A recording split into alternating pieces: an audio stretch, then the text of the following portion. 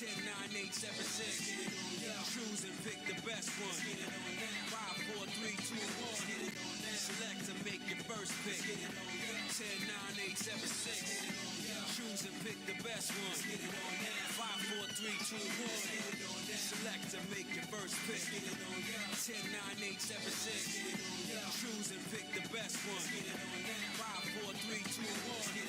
Select and make your first pick. 10, 9, 8, 7, 6.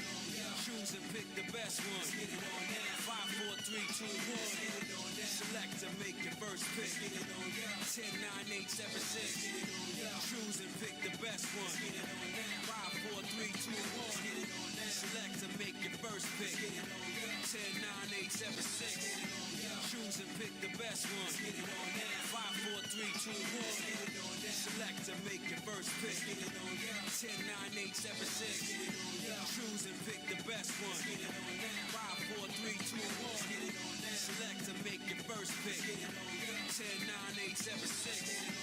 Choose and pick the best one. 5, 4, 3, 2, 1. Select and make your first pick. 10, 9, 8, 7, 6. Choose and pick the best one. 5, 4, 3, 2, 1. Select and make your first pick.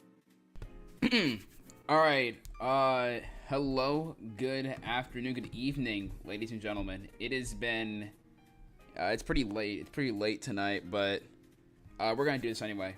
So, if you're new here, welcome to the stream. Like I said, I apologize, I'm just been busy all day. The hustle does not stop, the grind does not stop. Anyway, so you see the stream title. So today we are going to be looking at some more IDW Sonic the Hedgehog stuff. Now, I know the last time we were going in order with the whole Metal Virus, Metal Sonic storyline and the initial first four introductory issues, but this new issue dropped, and I had mentioned that I was going to do some more IDW Sonic stuff tomorrow, but I didn't do it. I was pretty back and forth. So anyway, we're just gonna get this one over with. It's gonna be pretty shorter. It's gonna be a pretty short stream, but either way, you know, I kind of want to get this one out of the way. So we're gonna be covering new issues when they do drop, because, as I mentioned before, why'd the music stop? Hold up, why'd my music stop? What the hell? I need to play it again. Like, what the hell was that? Alright. There we go. Anyway. So, like I said, this new issue dropped today. I haven't read it yet, but I did want to cover this before covering the previous issues. What's good, Hammerhead? And as a bonus, like I said, I also promised that I was going to react to that IDW Sonic video that you sent yesterday. So, like I said, we're going to be covering some you know, IDW Sonic stuff, and there was an SRB2 mod that I also wanted to check out too as well tonight. So we're gonna have some late night fun. So without further ado, let's look at this new issue. So I'll give them this. This is honestly a pretty clever cover. I'm gonna be honest, this is honestly kind of clever. Like I said, if the issue is good, like I may pick it up. I might pick it up. It depends. It really depends on how the story is, because I'm not gonna say. The presentation, I'll give it that. And I do see that we have Aaron Hammerstrom illustrating this issue. And I haven't mentioned him before yet because we haven't reached an issue where he does actually illustrate anything. But he is one of probably the best artists from IDW. So, I mean, I'm going to be real. You know, these first impressions, you've got me here. All right, you've got me kind of hooked here. So, anyway. So we have two stories here, Misadventures Part 1 and Speed Sightseeing. Alright, that's interesting. I don't think we've, the series has done this yet. IDW usually just do one big story. The only time I do, like, other stories is with their annuals, but, you know, here's the covers, you know, for people who want to spend extra money on basically the same comic, but with different cover. I have to admit, cover B looks nice. The retail incentive one, this one's kind of boring. The first two are kind of nice, so I'll give them that. So we got a pretty recap. So yeah, I didn't really cover this one on stream yet, but basically I don't know. Apparently, the octopus guy from the Tangle and Whisper comic, and I don't know, bro thinks he's a mafia boss. The green guy over here, I forgot his name. So he's gonna infiltrate in, I guess, and he makes it in. So they have, yeah, there's a story apparently. I guess for some reason they have no security and let bro on the team. So I don't know. These three are kind of dumb for letting him in, and I don't know, I have the annual, so I know where this is from, but like this is kind of random. So I guess that's an explanation for my blazes here. So we got the roll call, and dog, I gotta be real here again. Like, please choose a different photo. Like, this face scares me. Like, it's not charming. Yeah, I don't know. The recap is kind of random because like they bring in like pictures from the annual. So I gotta ask, like, at this point, just like give me text. Like I don't know. So we got people here. Duo the cat. Okay, so he's a cat apparently. Blaze, Silver, Lanolin. I haven't talked about her yet because we haven't reached that one story arc that does feature her a lot. But she is like the most nothing character I've ever seen in this comic. So let's see what's going on here. Okay, so I guess bro, Belle's here. They didn't measure around the little thing. They had a space for her. Yeah, it kind of does feel like the comics kind of dying. I mean, I'll be real here. Like, I don't know. I didn't expect the comic to go into. I don't know. It feels like a very everyday-ish filler arc that we're currently in. I have to admit though, the last issue was actually like, it was a decent 7 out of 10, so I'll give them that. But I don't know. Part of me kind of wants to criticize it, but like the other half of me kind of feels good that they're essentially trying to lower the stakes for a bit now, so we maybe can actually get a bit more character interaction. Hopefully they can spend this time to actually build more of their characters up. Granted, the last issue focused on Amy and Knuckles. I have to say, that was actually pretty decent on a bit of more of Knuckles' development. So I really want to see what 63 does, now that we're not focusing on well-established characters and focusing on the IDW OCs, as some people may call them. So I guess Belle here is a mechanic, which, like I said, I'm not sure if this is already established or not, so someone can definitely back me up on that. So she fixes it. I don't know. Then we got this big monkey right here. Bro think he Donkey Kong. And I don't know. I guess bro's in the. I guess bro's a mechanic. So I guess the little squad goes ahead and walks away. But oh, there he is, guys. Silver. And I don't know. I'm gonna be real here, as I've mentioned before. I will say I'm gonna be real here a couple times at the stream. Bunky, still true. But I don't know, I kind of don't really like the portrayal of Silver in IDW. I feel like he's a lot soft. A lot softer. Like, the way he acts, like I don't know, people like to call him like a cinnamon roll. As so I've heard from people. I don't know, they like this portrayal, and I'm gonna be honest, I feel like you should have both the serious and unserious Silver kind of mesh together. Because having too much of one or the other kind of does feel really, And as you can see here, I don't know, we have Silver. He's back at it, simping again with Whisper, which, you know, remember the last time we were talking about, that was back in, like, what, issue 8. But here he goes. See, he's back at it again with no riz whatsoever. So he wants to join the team, and his girlfriend Blaze left him because, you know, Silver was simping over Mrs. I have, like, no words whatsoever. So I guess bro's on the team, and I guess I guess bro's on the team. I guess. Like I said, is that all you gotta do to get hired? Like, just run into, like, you gotta, like, connections. Like, oh, I know Tangle's fourth cousin from, like, her dad's side, and, like, you're just in. Guys, for they don't have, like, any paperwork or anything. They just let anyone in. Just let anybody on the team. So, of course, we're at everyone's favorite level, Green Hill Zone. And as you can see, the Skittle Squad is back at it again. And, I don't know, I guess they're supposed to just I don't know, just walk around. Like, what's the plan here? So, re-greening Green Hill Zone. Okay. So, they're just gonna be planting seeds, I guess.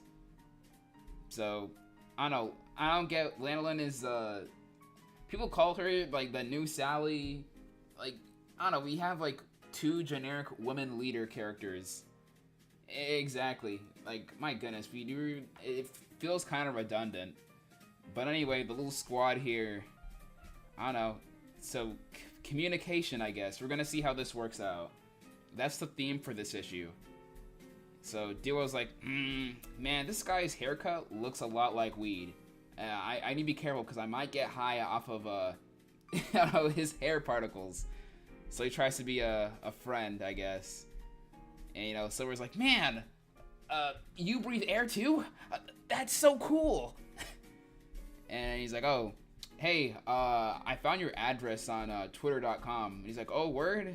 Well, you know, Doxy doesn't stop me. I already know where I live. And so Silver wants to go ahead and show off how cool he is by, you know, he's not afraid of getting doxxed because he can defend himself with his, I don't know, psychedelics. Psychokinesis? No, psychedelics. He does like mushrooms every day. That's what he gets all his powers. So Duo's kind of scared because like, oh shoot, this man is indeed high. So Silver brings some rocks down, but then crazy Frank in the hood, homie falls. I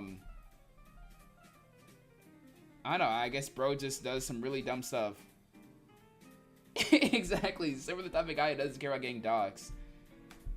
And okay, I guess a giant fish comes out of nowhere. Okay. The stakes are being raised a little bit here. So as you can see, Tangle uses her tail, and now they get out of there. You know, have some fun. The Scorpion Formation. Okay. So, you know, get a little some action here. I don't know what. So that's like her bell thing. I forgot what this thing does, because like sometimes it was a bell, but like I guess it's like not really. I don't know. So, you know, the girls make it out alive, but what about the homies? Oh, it's a Wispin. Okay. So they're riding the current, you know. Bro's like, bro, just like beat it. I thought you were like really high. I was like, oh, I am, but I didn't take enough mushrooms this time around. And then I guess bro's killer instinct kicked in. He's like, oh, he's gonna die anyway. So as you can see, Silver almost died, but he made it out. Because, you know, he's just that powerful. And he decides, okay, just get this thing off my face. Oh, and now homie is mad. I mean, I'd be mad too. Yeah, I don't get why they nerf so. I mean, I feel like a lot of these characters act or like don't really feel like characters sometimes, or feel like they're themselves. Way the writers write them to be like so contrived. Like I mentioned here, like Silver is like. It's like every time I read this character, like there's like a new nerf, like there's a new balance patch that I didn't read about. Like, wasn't this the guy that, you know, he went toe to toe with Infinite? Like, just a reminder that these comics are supposedly tied as like a non-canonical continuation from Forces. So how can the guy who went toe to toe with Infinite can't fight a giant badnik? I don't get the power scaling in this comic. Because remember back in issue 8 when Silver was having that flashback, he couldn't even fight an egg pawn. Like, why do they dog on the homie so much? Like, free the homie from this comic. Like, he is not having it at all. So anyway, chat, I think this is where we need to point and laugh because this is funny. Because funny face. I'm not saying the characters can't emote, but my goodness, this sticks out like a sore thumb. But apparently, homie here, Duo, you know, he gets the pass. He gets the pass. I know how homie got away with literally trying to kill the boy Silver here, but Silver's kind of mad. He hangs out in his in the weed house, in the weed barrel, and this looked like something from Pizza Tower. I'm sorry for making that reference, but my goodness, looks like something from Pizza Tower, dog. But yeah, Silver, you know, has a chance to riz her up yet again, but you know, he realizes, you know, Duo's kind of... Wait, hold on. Wait, time out. Yeah, bro thinking Pepino Spaghetti. Bro thinking him. Okay, real talk, though. Whatchamacallit? I forgot what I was going to say. It might come back to me later on. Oh, actually, no. It came back to me right now. If Silver can travel into the future, like... Couldn't he have, like, known about, like... this Duo guy being kind of, like, mean or, like, kind of off? I mean, I get they're, like, figuring out now, but, I mean, I know he doesn't have, like, future vision, per se. But, I mean, part of me feels like his time traveling could have, like, at least give him some sort of omen that something bad is gonna happen. But, yeah. Apparently, they deduced the fact that, Duo is indeed... He slipped up. You know? So I guess Silver and Miss I Cry Every Time are gonna go ahead and execute bro, JFK style. So overall, I don't know, for being the second part of this little adventure, I gotta admit, I didn't expect them to figure out, like, Duo was the octopus guy that early. Like, I think we could have, like, gotten a couple extra pages or something before all of this, because, I mean, this was kind of quick. Like, he kind of already showed that he was, like, the bad guy, and this is already, what, the second? Yeah, I don't like that. I don't like this too much. I don't like how they revealed it that fast. And Silver kind of being nerfed here and there, I don't like that either. Like, the first part here, like, I'll give it that, like, I like it. I like the first part here, you know.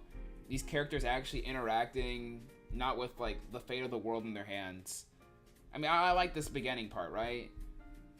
And, oh, this whole theme of communication here, I'm surprised it didn't really play out as expected. Like, I thought they were gonna, I don't know, at least learn something about communication or, like, the importance of it. But I guess not. I mean, that got thrown away, and it's just Silver and Mr. I have the worst, I cannot cover up my evil deeds that well. Like already, like, right here, like, this seems like way too apparent. Like, this is a bit too obvious. Yeah, he gets nerfed. Yeah, he gets framed too as well. Like, I don't like that. Like, but my goodness, like, I don't know. I expected this to be a lot more subtle, or at least we get some more build up around this. This seems way too early to do all of this. What's up, Super Pog Sonic? I don't know. I don't like how this came out of, like, nowhere that early. But who knows? I don't know how long this little storyline will go. So for now, I'm probably still gonna hold it against the writers that they revealed this way too early. But okay. Overall, I'd have to say this is a bit of a downgrade from the last issue.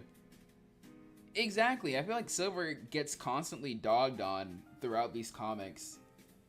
I don't like it. At least we don't have, you know, Whisper crying for like 4 panels. So, you know, it's at least better than issue 58 where they spent like 4 pages of like emotional reconciliation. So yeah, overall here, I gotta say, this is kind of below a 7 out of 10, you know. So chat, we are not picking this issue up. This is this gotta be at least like a 6.2 out of 10. I don't know.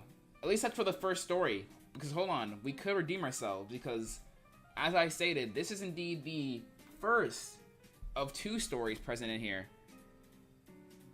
Oh yeah, I forgot, yeah. Yeah, I'm being really generous here for the first story, because I do have to remember that there is a second story, so I do have to kind of aggregate all of this at the end. So I am kind of holding my tongue right now because I need to actually finish reading this issue. Let's see, Amy being Sally. Honestly, it looks like Amy's position of being the leader got given to like this character, Lanolin. And like I said, she is the most nothing character, like, period. So like, for like a fun fact of like how important this character was, well, 2 facts. One, my friend, who like he kind of did read IDW Sonic on and off, when issue 61 came out, the only thing, like, out of the entire like arc, the only thing that he was pointing fingers at was Eggman holding a gun. That was the only thing that he talked about in regards to that issue. Because that's how unimportant this character is. This character is so nothing that the previous story arc, she did absolutely nothing. You could probably actually write a version of the last couple of issues where she just wasn't even a part of this, and it wouldn't be any different. So yeah, she's the new Sally, kinda. I'd say she's kind of worse because I don't know. I feel like they kind of flip out between like, is she the leader? Is she not? I don't know. So anyway, let's get to the next story because, like I said, we may get ourselves out of the 6 out of 10 and may get near that 7 because, you know. I mean, I guess so. Like, it's better than Amy being the leader. It's way better than that. So I mean, I'll give them that they actually decided to go with a decent compromise. But I don't know. This character, Lanolin, needs more time in the oven. Like, if they want this character, if they want me to even care about this character, they gotta cook with this character. So, you know, I guess fingers crossed that this character actually becomes likable later on down the line. So the next, also here, the fact that it's the octopus guy from the Tangle and Whisper miniseries, this already has me kind of worried that we're gonna get hit with Whisper gets hit with the panic attack, and I'm supposed to care about her crying for 4 panels for the next issue. So honestly, this setup here has me kind of worried. Like, don't give me that little to be continued. I'm really worried on what's going to happen. Nah, cause like, remember issue 50, I forgot which issue, I think it was either 59, cause that was actually like the really good part of the Urban Warfare storyline. It was really good. But then when they hit us with the Whisper spends like a large panel just crying, like getting like a PTSD. I'm gonna be honest, that really, they really did not need to do that. I think the only reason I even like remember that issue even exists because like everyone was going crazy over like that one alternate cover, and I mean that was like the one rare chance that I was like, you know what, I'll buy the B cover for this one because it actually was kind of dope. But yeah, I don't know why they keep making this character go through this like endless cycle of torture.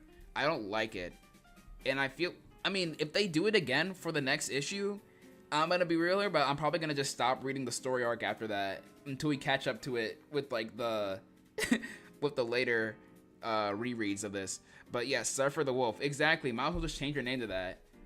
We've just been focused on just dogging on Whisper as usual, and we haven't gotten to the second part of this comic. So you know what? Fingers crossed that this next part does raise the score a little bit. So, like I said, I'm gonna give a point already that Aaron Hammerstrom, like I said, the GOAT, is bringing us some dynamic art here. Like this is honestly really nice artwork. I mean, look, we got a nice like full page spread of this. Like, this kind of hits. This hits. I'll be honest here. This actually does hit. And I think we do have. I'm not sure who colored this issue. Hold on, because the colors are nice too as well. The colors are really nice. So Valentina Pino is the first one. Reggie Graham. Okay, yeah, Reggie Graham. He's like one of my favorite colorists on this book. Like anytime I see his name on here, like I know the colors are gonna hit. Like the comic will actually look presentable. I know you Whisper fans when you call Whisper a bot. Jeez. But Valentina Pino, I don't know. What would I say on her colors, chat? I'd say I kind of mess with these. Like, they're a bit more saturated, and you know the comic looks like it actually has life in here. So I'll give them that. The colors are actually really nice. I'll give them that. I don't know. Green Hill looks kind of pale, admittedly. It may looks kind of pale.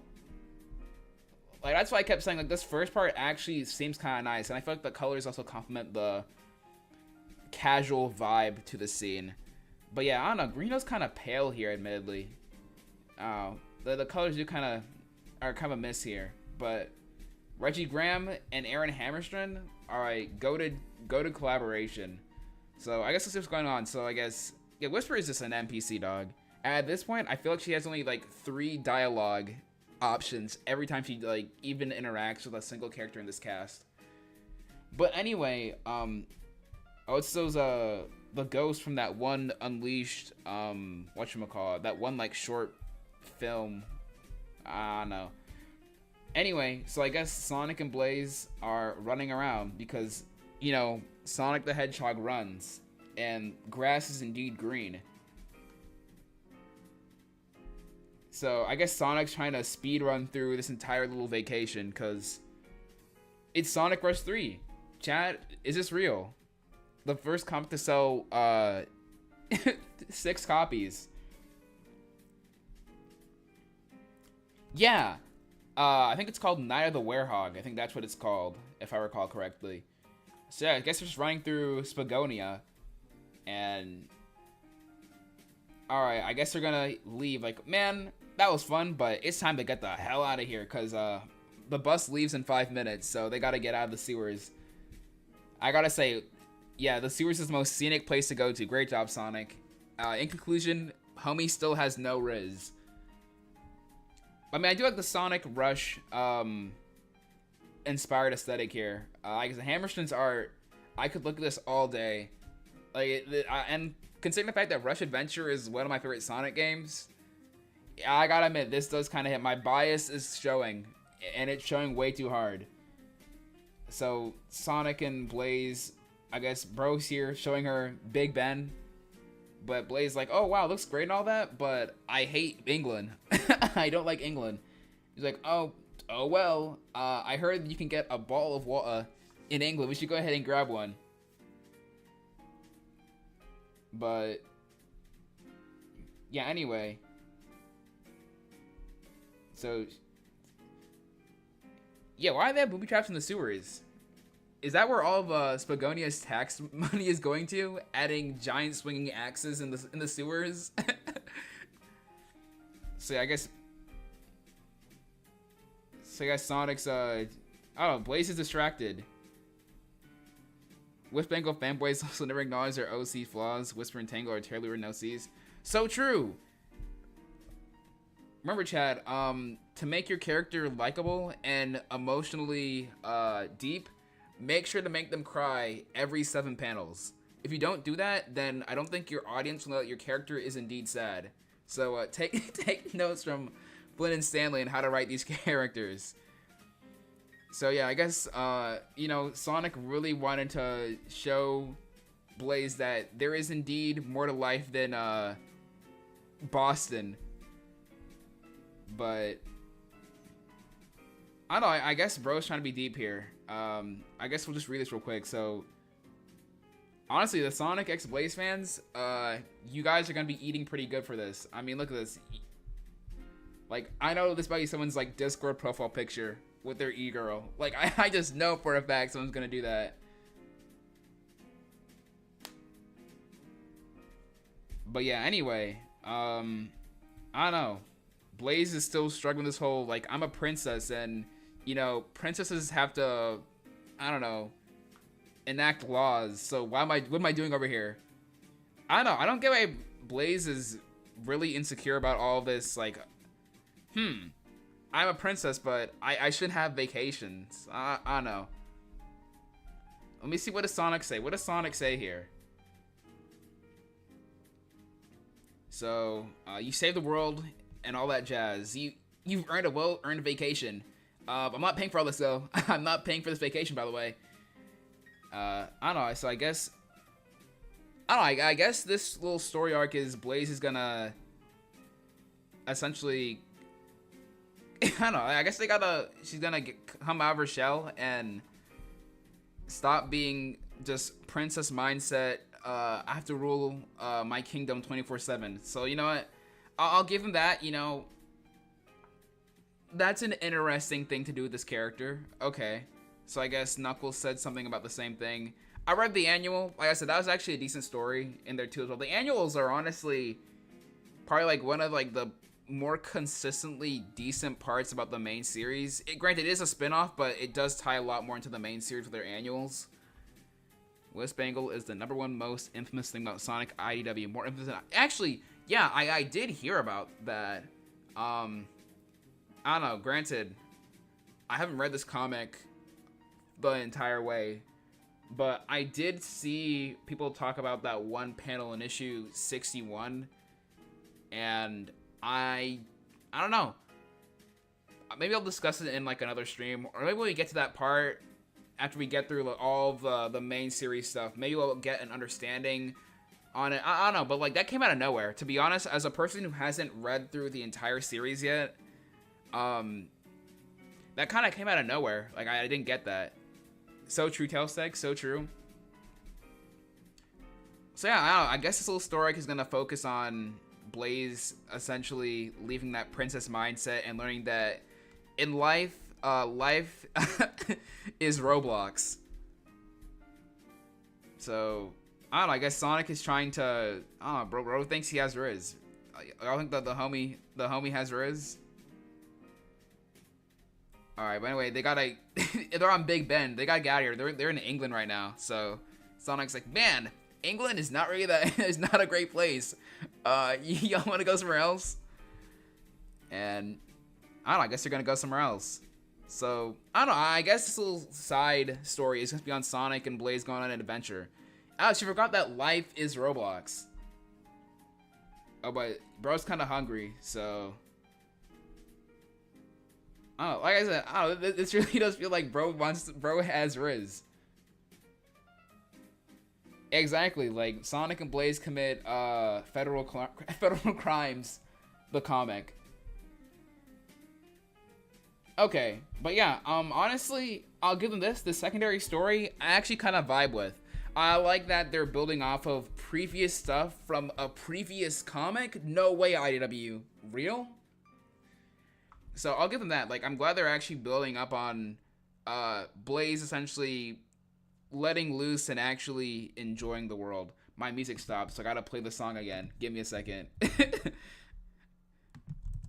I need the background music. It makes my speeches sound a lot more important. It elevates the speech a bit more. But yeah, honestly, I'll give them this. Yeah, the Sonic and Blaze story here of her, you know, essentially realizing that you can indeed live life more than just you know, just cooped up in your literal dimension, just trying to rule the entire place. There does indeed exist time to goof around and stand on top of Big Ben. Oh, you're right. Humanity doesn't exist in Sonic, in IDW Sonic, because Forces retconned humans actually existing on the same planet as these guys. So, yeah. But yeah, overall, I'm gonna be honest. Like, I'll give them this. Like, this is actually kind of a decent story. I like how, like I said, they're building up off of previous stories, which is something that I'm surprised the series has done pretty poorly so far. Like, especially the Metal Virus stuff, like that, to get hit with this is like the biggest piece of whiplash ever. Like, even like the art too as well. Like, this looks 10 times more appealing than whatever was going on like near that last part of the Metal Virus story arc, where there was like literal 3D models just being traced. My goodness. So you're telling me that these guys can actually make a really good story if they try? So true. They need to add the homie. They need to add him into the into the comic. But yeah, I gotta admit though, Sonic's idea of bringing Blaze to the sewers is like top 1 dumb idea though. Homie does not know what romantic. Bro has no Riz. Like, this is scenic. No, not scenic, bro. Bro has no riz for the first part. I mean, but he's building up, bro. Bro knows what he's doing. I think he knows a thing or two. But in all seriousness, at the end of the day, I think this is a really great story overall. Like I said, they're building up on Blaze's insecurities of should she really spend all this time going on a vacation? Shouldn't she be focusing her time on actually, I don't know, ruling her kingdom? But Sonic here, you know, he just lives that life full of freedom. And not that, you know, goofy all hell morality type freedom. But no. Like, actually just being free from all your worries and problems. Like, this feels like Sonic here. Overall, like, I gotta say, this is probably, like, at least, like, a 7.3 out of 10 here. I would say 8, but I don't know. 8 would have to be, like, both stories were, like, absolutely fire. But yeah, I like this. I really like this story. So hopefully we get to see more of Sonic and Blaze exploring around. Hopefully she actually builds up her confidence and we'll actually see this character grow and develop. Because I like Blaze. Honestly, she's like the one character I feel like, I don't think she has a single hater. I feel like people just universally love this character. And IDW has yet to really screw over Blaze. Okay, outside of like issue, 31, which was like the really stupid, whatchamacallit, the part where Sonic had amnesia and that went nowhere. But even then, Blaze was just kind of like, oh, the hell are you doing inside my lawn, bruh? Well, while Samsung lives his life full of freedom, but he's not, the annoying heroes don't kill. Yeah, I gotta admit, like, it's funny how the only time IDW Sonic is actually good is when they just break away from the really dumb morality BS that they bring up and been building up with. Like, when they make the character act like the character, I'm actually excited. I'm actually happy. But when they don't do that, I'm not happy. So, actually, who wrote this issue? I'm actually quite interested. Who actually wrote the second story? Because I think it's 2 different writers. I want to know, who was actually responsible for this one? Oh, okay. I was not expecting that. Flynn, you know what? I'll give him credit where credit's due. This is actually a good story. But I don't know, it feels kind of frustrating too in hindsight. Like, don't get me wrong, like, I'm glad that, like, the homie here is actually writing something here. Is writing something I actually like, because he did it with 62. 62 was good. 2 was like a 7 out of 10, admittedly. But it was still good.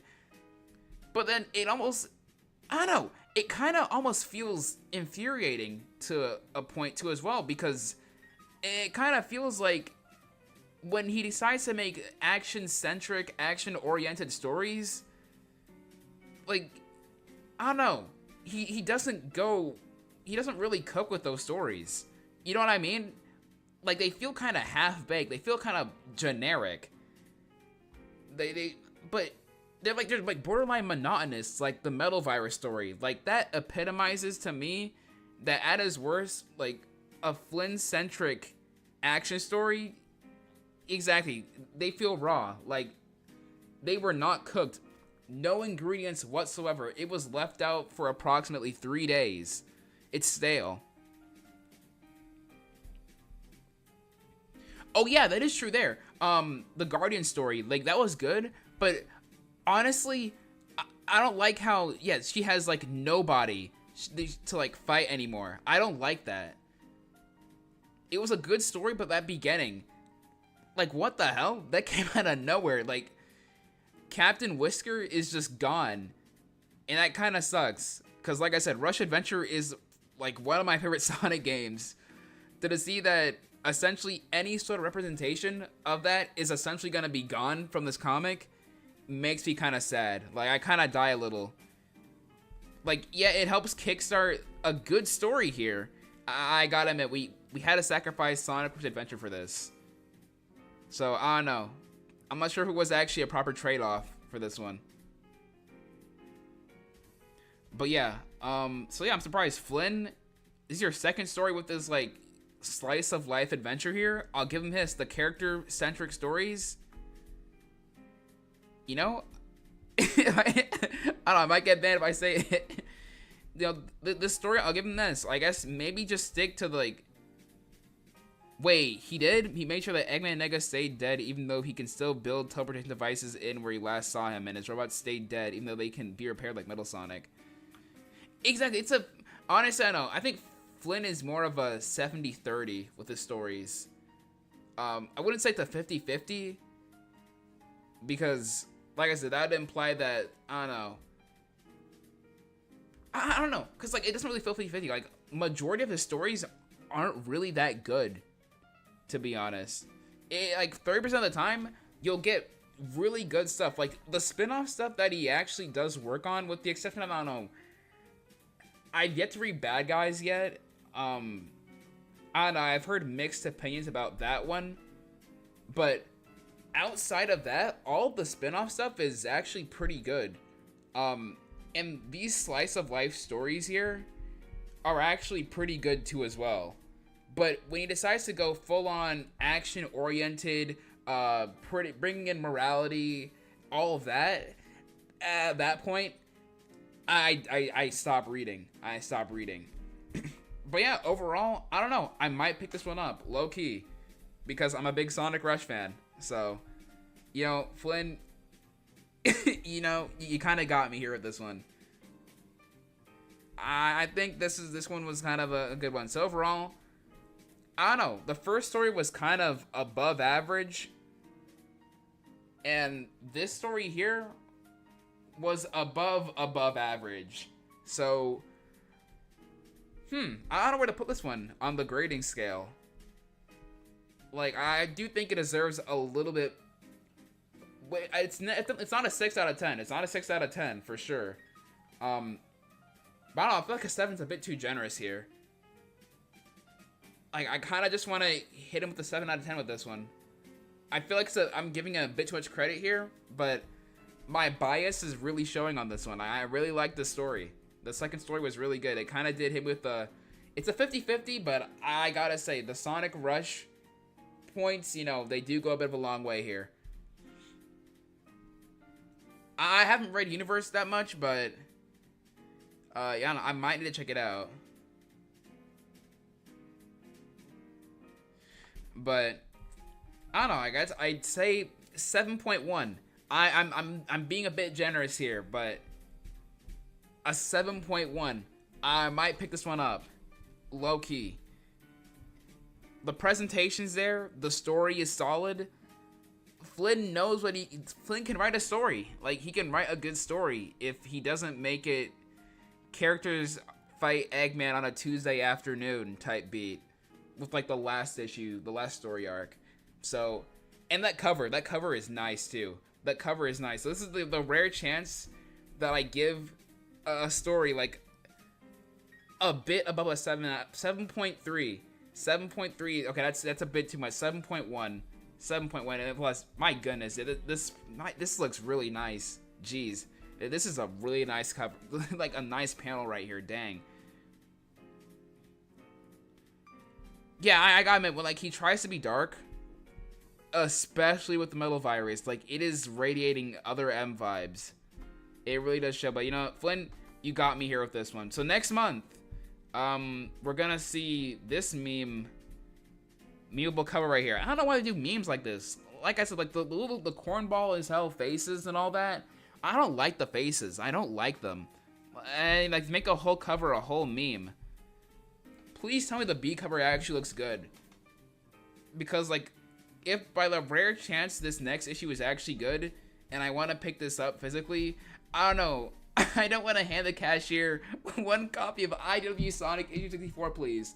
And it's this cover. I'm gonna get secondhand embarrassment. Hold on. What are the covers for this issue? Please tell me the B cover is actually good. Well, actually, I can check on the site Grabber. Hold on. I actually want to see. I sent them fan art, so I want to know, did it make it into this issue? Please tell me it made it in. Okay. We get a comic featuring some person's OC. Okay. Okay. Please, come on. Fingers crossed.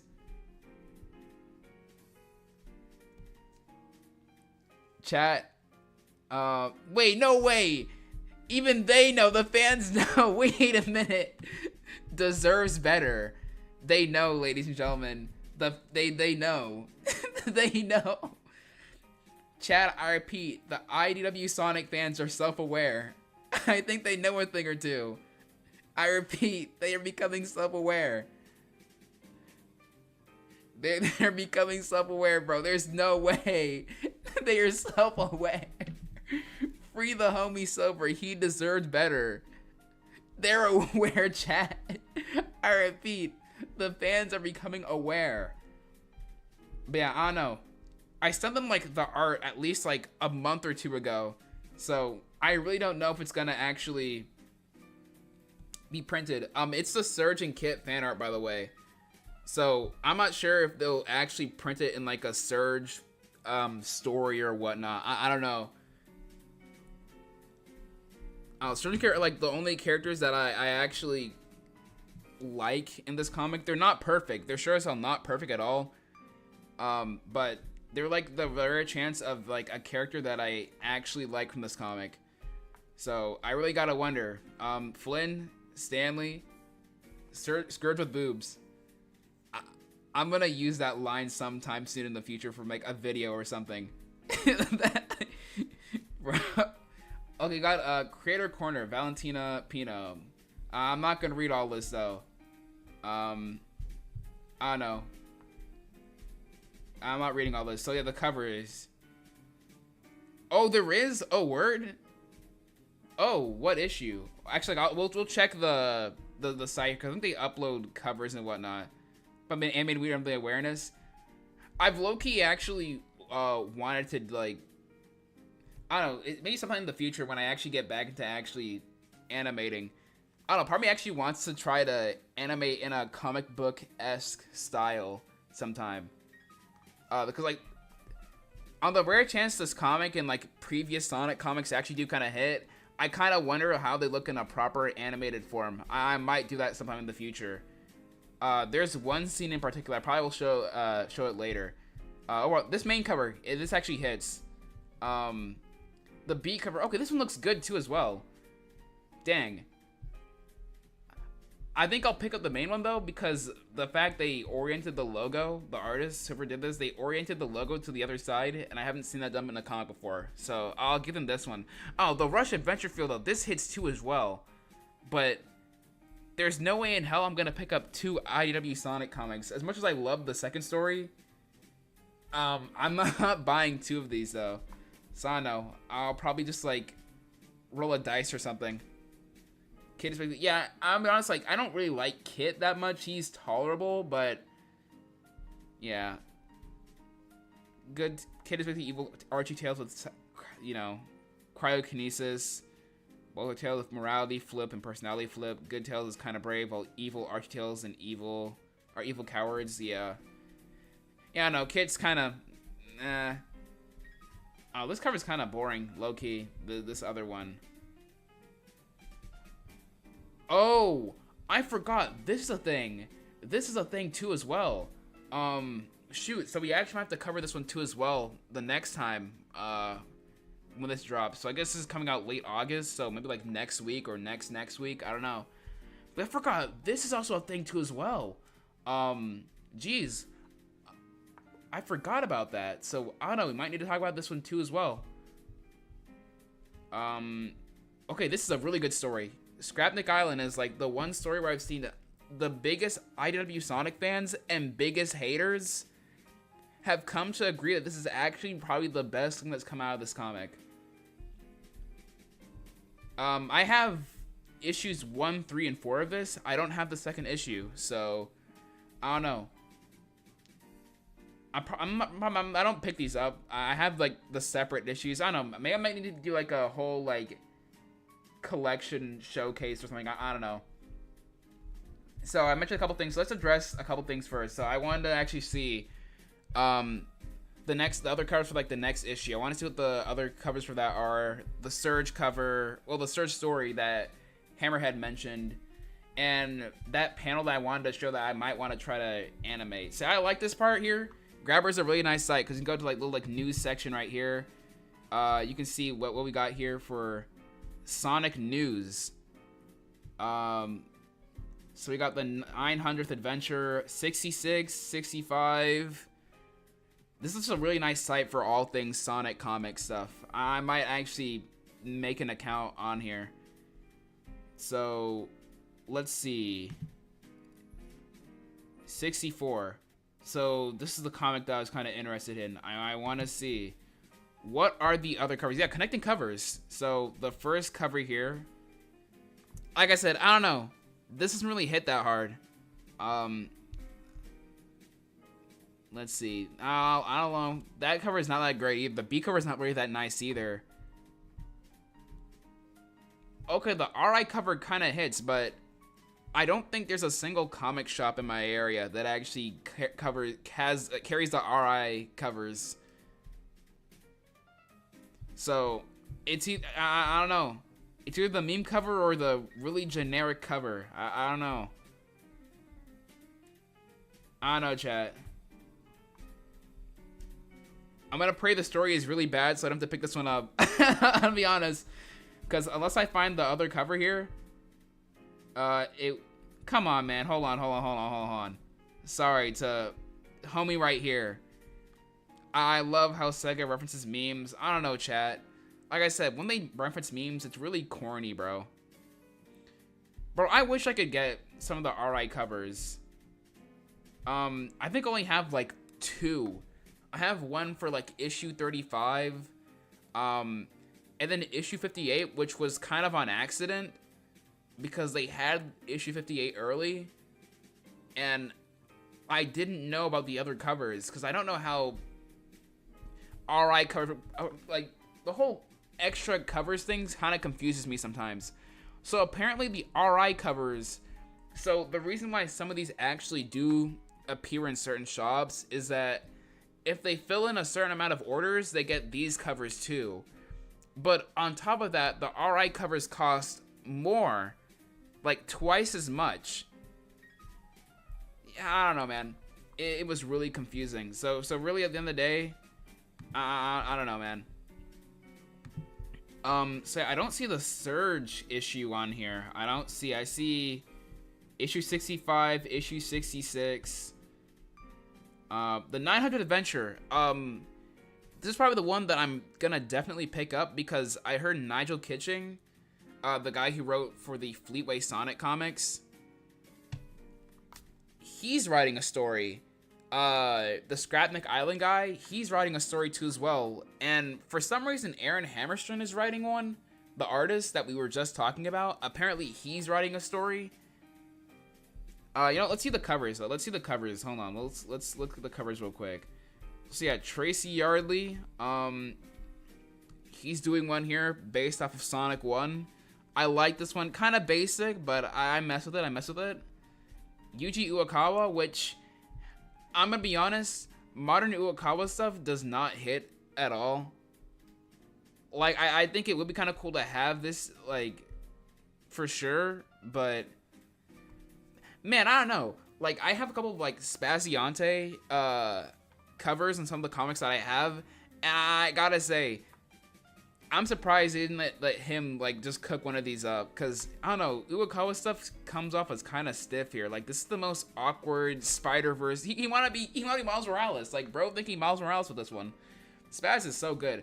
It's crazy how they made, there's only like one cover he did for this entire series, and it was on like a good comic too as well. Like, dang, they should have gotten him to actually do one. Evan Stanley, Orca. So, chat, I do think that a giant whale will show up. That's my predictions, ladies and gentlemen. My predictions. Okay, this cover. This one's really nice. This is a nice cover. So true, so true. And then RI10. So I don't know how this works. Like, they have some of these numbered. So this one's RI10. So yeah, like, Uekawa stuff is really stiff. Like, I'd rather have, like, an imitation artist like Spaziante do one. Like, I don't know. Like, Spaziante covers, like, I'm glad I actually have some of them, because they hit really hard. I I don't know. I'd rather have Spaz do one of these than these. So RI10. I don't know what this means. So I don't know. And then 25. So Richard Elson actually has drawn. It's like the first time in what, at least like 20 years, we have like a Richard Elson Sonic comic cover. I know he's done art for. He did art for Sonic R to celebrate its anniversary. It looked really nice, right? Fun fact, apparently he had initially drawn Tails in the Sonic the Comic style, and so he had to actually, according to Sega, they wanted him to edit it to look a lot more like the Sonic, you know, the modern Sonic cast. So that's a bit of some fun trivia here. I gotta say, I don't know. I don't know. Like, I can see the Sonic the Comic influence is really showing right here. But yeah, I don't know. Part of me likes this cover and part of me doesn't like it at the same time. It looks really off, but not bad. Like, I would like probably second guess myself on like picking this cover up in particular. And also Eggman looks goated as hell. But yeah, I love Sonic the Comic, so regardless, if I do see this cover, I might pick this one up, bro. Bro, I'm feeling the Sonic Android so bad with his big head and everything. And then, okay. The 900th adventure, ladies and gentlemen. I don't know. Like I said, I'll say it once and I'll say it again. The John Gray covers sometimes feel like there is way too much going on. The colors are nice, but it just feels like noise. Like, I don't want to hate so hard on it, but like, I don't know. There's Sonics here 1, 2, 3, 4. 5. Count them. He's here 5 times. There's just too much going on. I can tell this was actually 900. Like, I had to like look at this for like at least 40 seconds for this. Wait, 6. He's here 6 times. He's here 6 times. Bro, we got John Gray in the house, ladies and gentlemen. We are so bad, guys. My goodness. Also, exactly, like John Gray stuff feels like something I'd draw like bored in math class or something like that. Man, ladies and gentlemen, we are indeed not picking this one up, though. We are not picking up the John Gray cover. The math class doodle vibe is insane. Like, I get Sonic's supposed to look cartoony and all that, but I feel like John Gray takes it to the extreme. Like I said, it's not gonna be everyone's cup of tea, and unfortunately for him, it's just not mine at all. I'm in that group too as well. It just feels like there's too much going on. The slap vibes, real. But yeah, I don't know. I don't see the Surge issue. I don't know when that comes out. I'm assuming. Oh, we got, okay, 66. Well, it has Cream and whatnot, so I don't think that's gonna be focusing on Surge. But yeah, unfortunately, Chad, I don't think my fan art is gonna make it anytime soon. I don't know. But yeah, I don't know. They might do it for the next issue. I don't know. I sent it like 2 months ago, so I don't know when it's gonna appear. So, Chad, if I ever do make it into the IDW Sonic comics, you guys can point and say, bro, it's literally him. They got him into the comic.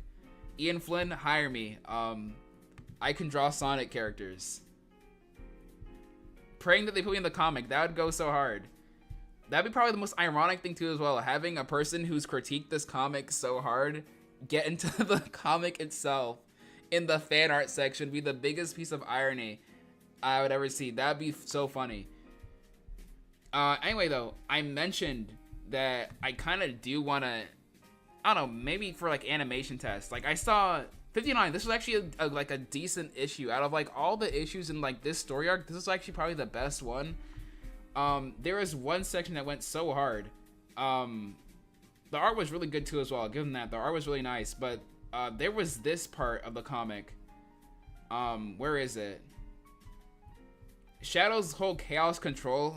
Alright, we'll see you later, Super Pog Sonic. Thanks for tuning in.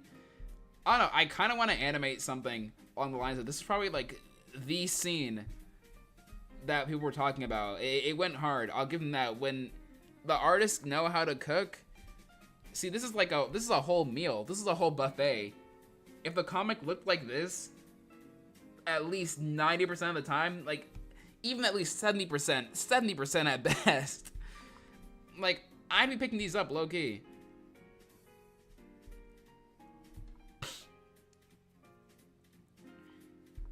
Oh, Sonic fanfiction. I don't really get that vibe too hard from it.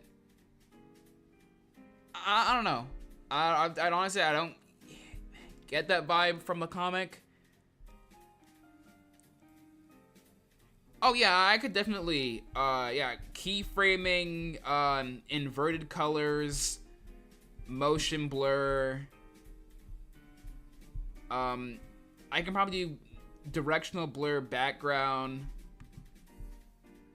I don't know, maybe do like the little like onomatopoeia thing with the whole like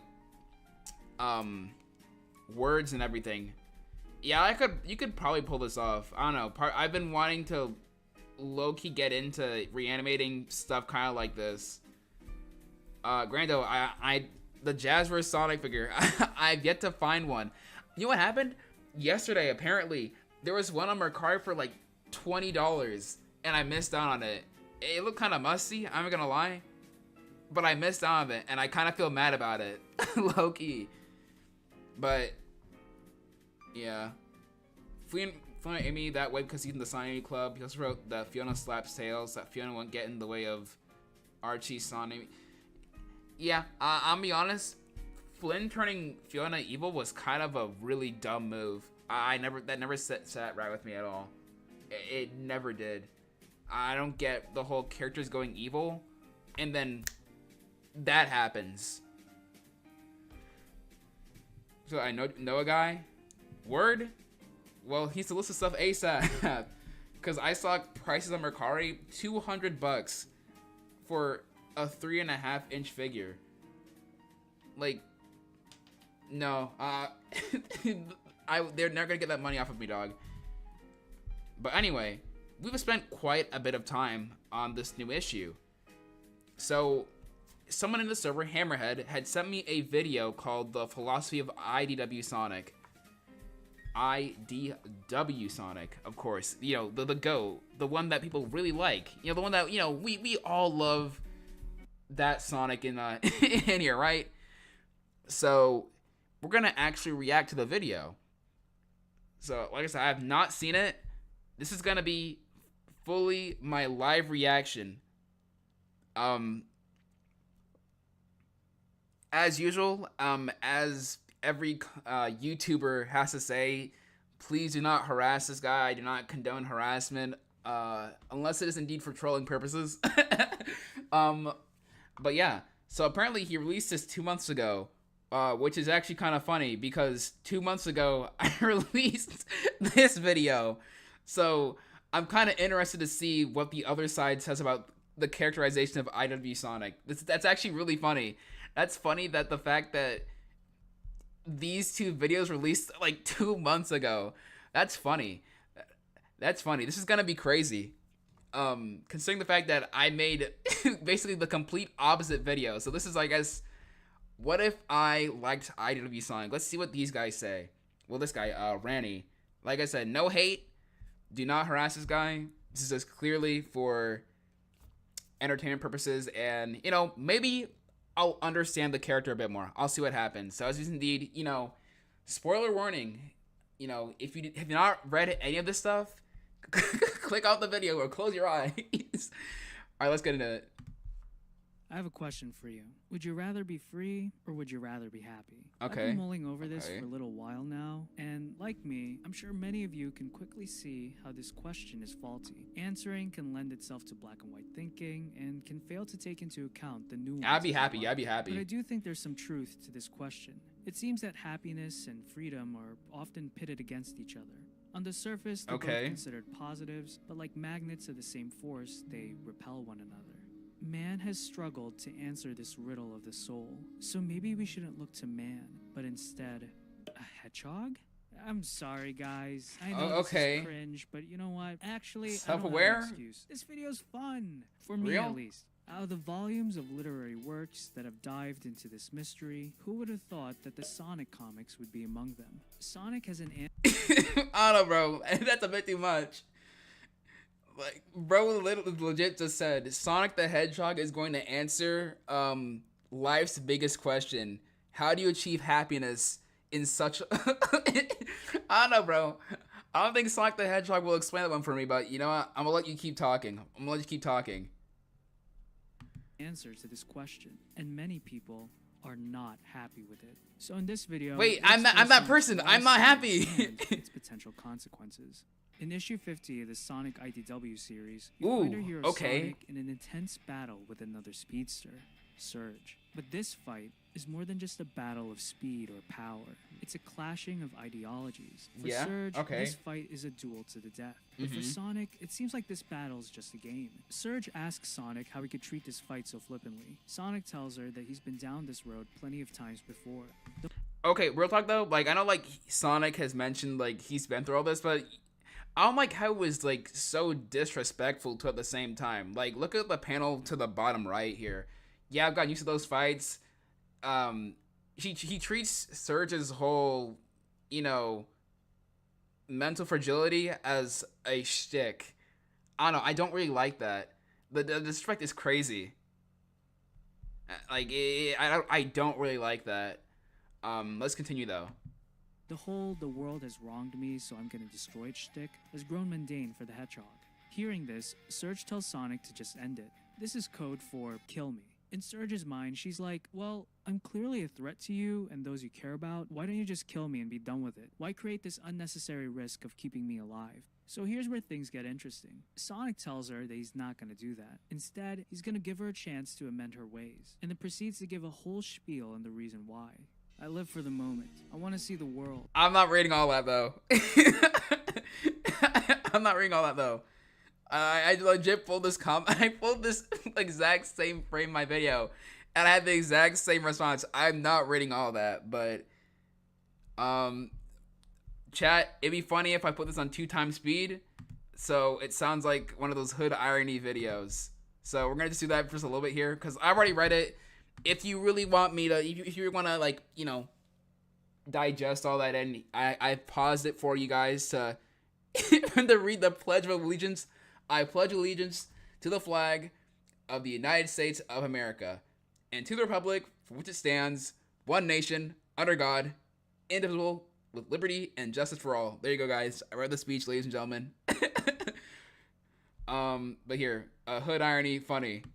Find all its thrills and adventures and enjoy them. I want everyone to have the freedom to do that too. And you wouldn't get that opportunity if I took the chance away from you. I've made peace with enough enemies to know there's a better way. So I'm willing to chalk this up to a rocky start and let us have a do-over. Alright, there we go. I got through it, guys. Ladies and gentlemen, we got through the issue 50 speech.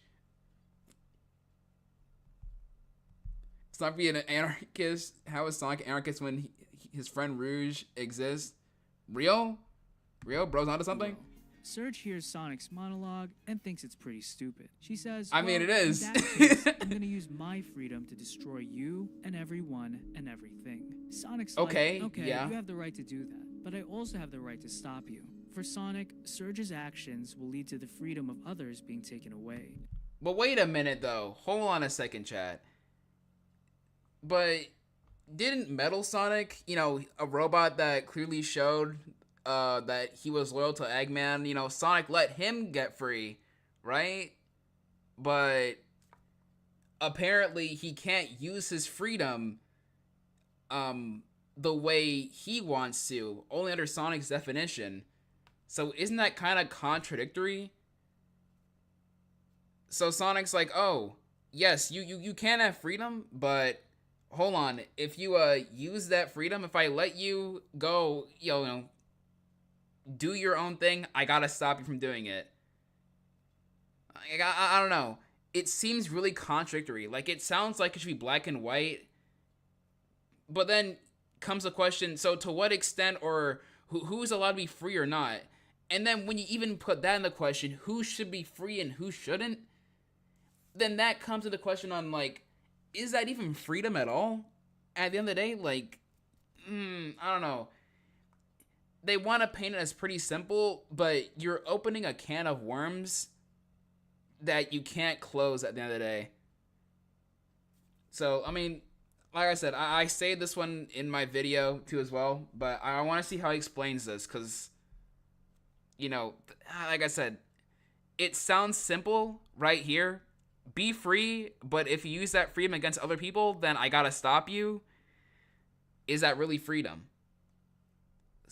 Obviously, you know, if you're smart enough, that doesn't really classify as freedom. That's an ultimatum. So I wonder if he's going to use that word in there, because clearly that's not freedom. So I wonder what he classifies this as. I want to hear what is his explanation on this one. And according to his philosophy, he has the right to intervene. The two have reached an impasse, and all that can be done now is for them to continue their battle. The fight eventually ends with Surge hanging on a ledge, but before she's able to pick herself up, debris falls from the ceiling and collapses on top of her, causing her to fall into the void. Look, I don't know about you, but that was a lot to take in. From these panels, we get a clearer picture of who Sonic is and what he stands for. And as I've stated earlier in this video, many readers hate what they see. To them, this version of Sonic is a jerk and is a total contradiction of his past interpretations. He seems to show very little empathy for Surge and past issues. For some readers, Surge is in the right. Sonic and his philosophy is smug and irresponsible. Readers interpret his monologue as a display of moral grandstanding, as Sonic can be seen literally standing over Surge, touting his moral superiority. Yeah, bro, they had, bro, with the whole Jesus figures and everything, bro. Like, the Christ-like figure is crazy on the fictional hedgehog. Okay, but bro's spitting facts. I think he's kind of explaining where I'm coming from this, so... Okay, he knows a thing or two? Hold on. For me, the core problem people have with this comic is philosophical by nature. Yeah, people have an issue with how Sonic is represented in the comics, but much like us, it's his philosophy that informs his character. The comic has opened up a dialogue that has been going on, honestly, since the dawn of mankind. The problem of free will and man's incompetence of handling it. Sonic says free will is a weight that man cannot bear. Now, as a caveat, Ian Flynn never intended for this issue to be a defense of Sonic's worldview. He's even stated in one podcast that Sonic's argument with Surge shouldn't be taken too seriously, as this comic is aimed for 12-year-olds. We're not going to be able to answer these high-level moral questions that humanity has been grappling with since we had an understanding. Wait, hold on a second. Wait a minute. Hold your horses for a second. Hold your horse for a second. Time out, buddy. Hold on. So, if we're not supposed to take this, like, really seriously and whatnot, then, like, why is bro trying to use this as, like, an explanation on, like, real-world philosophy? Like, isn't this video essentially going against what, like, the creator intended, then? They're, like, by that logic, like, I'm taking it the wrong way, and so is he. Wait a minute. Wait a second. That makes no sense. Something ain't right. So apparently, if the detractors take this too seriously, I'm in the wrong. Free will is both good and bad. A lot of villains use it free will for the wrong reasons, like anarchist mindset and communist mindset. Which, okay, yeah, that's true. Wow, yeah, this feels like a cop-out, low-key. It also kind of feels like, homie here. I'm not saying that he is doing it, but what I'm getting from this is that the detractors taking this seriously and using this to question Sonic's moral grandstanding, we're wrong for doing it, but it's okay for bro to do it because he's explaining how it's good, how this moral grandstanding that we're not supposed to take seriously, guys, is good. So I don't know, I feel like we're both in the wrong then for this. We're just going against what bro's saying. Flynn, I don't know, this feels like a cop-out because if you're aiming this at kids, and like, why put that in the comic too as well? Because like I said, the idea of this whole Sonic's moral grandstanding, even putting it in the comic, you're just opening a can of worms now, which I think it's good to add to a bit more discussion. I think it is interesting to actually incite that. I encourage that. But at the same time, it really feels like a cop-out too at the same time. high level. Exactly. Exactly. It's like, why put it in there and not even answer it? And if, I don't know, I don't like the idea that we have to dumb everything down for kids. I get it, like, I don't want kids to, like, there is, like, a barrier. There is some sort of line that we shouldn't cross, you know, since this is a kid's comic. But, I mean, if that's the case, then why put that in there? Like, I don't know. This feels really contradictory. It feels like a cop-out, low-key.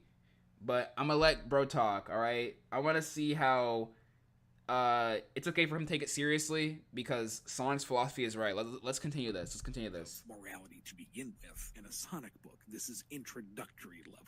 Ian has said that if we want to understand the philosophies brought up by the comic, go read other books, which, lucky for you, I've already done. Sonic and Surge's words echo a dialogue that has been examined in 2 different novels. The first one we'll look into is considered by many as one of the greatest pieces of literature ever created.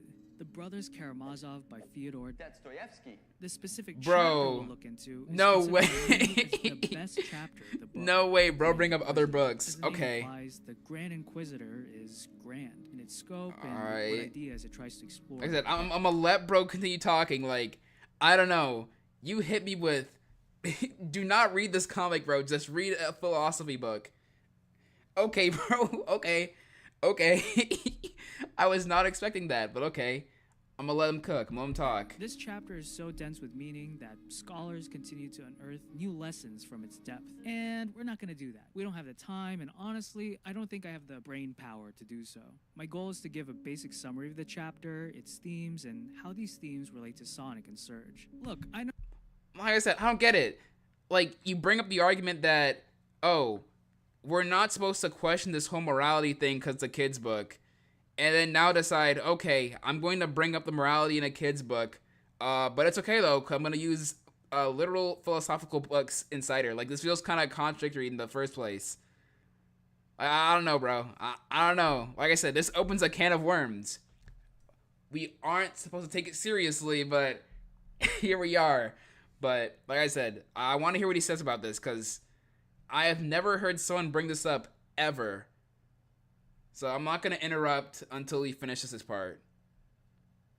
It's not even another comic, it's a philosophy book, which I gotta admit, I was not expecting that, but okay. Let's let him continue. Let's let him continue, alright? I know that what I'm about to get into can be overwhelming, but I urge you guys to stick around. The information I'm about to share is very important for understanding the video. So with that out of the way, the Grand Inquisitor. The Grand Inquisitor begins with Christ returning to the world during the Spanish Inquisition. And after being on hiatus, Jesus is back doing what he does. No way! No way! I'm sorry. I promised I wouldn't do it. No way. This is... What? No way!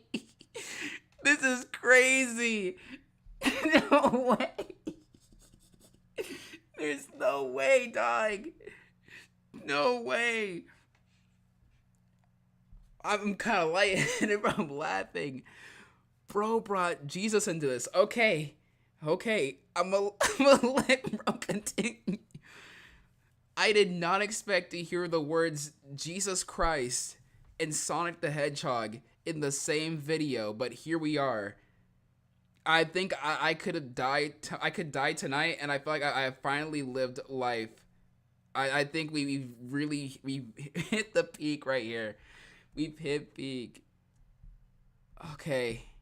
Curing the sick, making the blind see, raising people from the dead, you know, the whole shebang. So as you can imagine, everyone's happy with this, right? Okay. Well, no. Yeah. In this story, out of everyone, it's the Catholic Church that hates what Jesus is doing. And the main accuser is the Grand Inquisitor. He sees Jesus performing these miracles and he's like, nope. So he locks Jesus up in prison where he plans to execute him the next day. For some listening to this story, you might be thinking, isn't the whole point of the church to worship Jesus? If you're the church, you have to at least like Jesus, right? But to hate him to the point where you're gonna kill him again, that goes completely against your mission statement. Okay. And you guys are correct in in pointing out this blatant hypocrisy. But according to the Inquisitor, the Church's response is justified. The return of Jesus disrupts the established order. The Inquisitor tells him, hey, when you left the world, we had to take over your job. And you know what? We did your job way better. And the way we accomplished this is by taking away people's freedom. You giving people free will, that was a bad idea. You think too highly of people. You respect humanity too much. And we don't. Remember the time when you denied Satan's temptations in the desert? Well, we didn't. Instead, we decided... Wait. So, I mean, it's obviously, okay, so the Inquisition is, like, bad, right? I don't know. I did not expect an Among Us reference either. Okay. Yeah, this is Sonic Comics, not social studies, but here we are, ladies and gentlemen. Let's continue. Like I said, I want to let bro cook. I want to give him the benefit of the doubt that this leads up to me rethinking a little bit here. I'm gonna let him continue. Decided to follow his advice because he knows what he's talking about. And ever since we made that decision, everything has been better. People don't have to think for themselves. There's no disorder. School's bad, guys. You're so back. And for the most part, people are happier. Everyone is safer because of us. Now, if you've been listening, you can quickly see the similarities between Surge's sentiments and the Inquisitor's. Like the Inquisitor, Surge berates Sonic. How could he give this much freedom to people, especially towards his enemies? It's completely irresponsible. Think about how many problems would go away if you just got rid of these people. Think about how many of Sonic's friends have suffered or will suffer because of his idealization of freedom.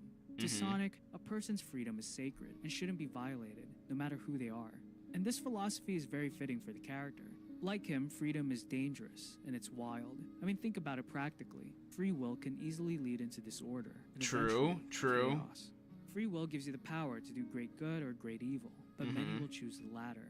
In the Sonic universe, there's one individual that's proven Surge's argument time and time again. He's the antithesis of Sonic's philosophy. We all know him, Sonic's arch nemesis, Sonic? Dr. Eggman. Oh. Since the beginning, Okay. Dr. Eggman has been plotting to enslave the world with his technology. In issue 16 of the IDW comics, we see Eggman's most diabolical invention yet, a metal virus that transforms organisms into robotic slaves, also known as Zombots. Whether intentional or not, Sonic and Eggman's clashing philosophies is present in another literary classic. We're going back in time, bro. Brave New World by Al Jazeera. Back in time. Like Let's my do this. summary of the Grand Inquisitor, I'll focus on just one chapter of Brave New World and how it connects to Sonic's relationship with Dr. Eggman. So, Brave New World is set in the utopian version of London, where everything Britain, no! is perfect. I'm putting perfect in quotes here. In this future, technology has advanced to the point where anyone can pretty much get everything they want. Exactly, like, philosophy is not this comic's strong suit at all. Quotes here. And whenever people do get sad, they just take a drug that recalibrates their emotions. London is in perfect order because everything... Yeah, bro, I don't know we were diving this deep in Sonic, the world but... state is a small group of individuals called the World Okay, he Controller, was in England. which, as the name implies, this group controls every aspect of a person's life and the environment they live in. The story takes a dramatic turn when a guy named John shows up. John is known as a savage. It comes from a place called the Savage Reservation. This reservation is the complete opposite of London. While London is technologically advanced and stable, the Savage Reservation is primitive and wild. Okay. With this background in mind, the story culminates to John meeting the World Controller of London, Mustafa Mond. And as you'll quickly see, John's relationship with Mustafa Mond mirrors closely to Sonic's relationship with Dr. Eggman. John tells Mustafa that the world state is corrupt. To predestine the lives of people and to force them to fit into the world state's vision is evil. Mustafa understands where John is coming from and even empathizes with him, but he counters John's judgment by asserting that the world has never been better, and this is all thanks to the world state. Through advanced technology and genetic engineering, nearly all Iron Man. physical ailments and diseases have been eliminated. Everyone's basic needs are met. There's no more threat of war, no fear of poverty, and ultimately, no more suffering. Everyone and everything runs like a well-oiled machine. Now, let's look back into issue 16 of the IDW comics. Okay. Listen to Dr. Eggman's monologue. Here is where the metal virus will be distributed to the filthy, irregular world below. Soon everything will be perfected. No more illness, no more hunger, and best of all, no more free will. I don't know about you guys, but that sounds a lot like what Mustafa Mond had to say to John. Like Mustafa, Eggman is using technology to I don't know. Cause like this Mustafa guy, I think it was a lot more of a... it was a lot more beneficial. Like in the way like he's describing it, like it's a lot more beneficial. I get like the similarity, but one leans more into this destructive aspect. Like you can clearly tell that Eggman is not doing this in the benefit of the world, but rather in his own destruction and world domination. Like we even see later on, he tries to mess with the frequency to control the Zombots. Like, one, you can argue about, like, its beneficiality. The other, it's quite literally destructive.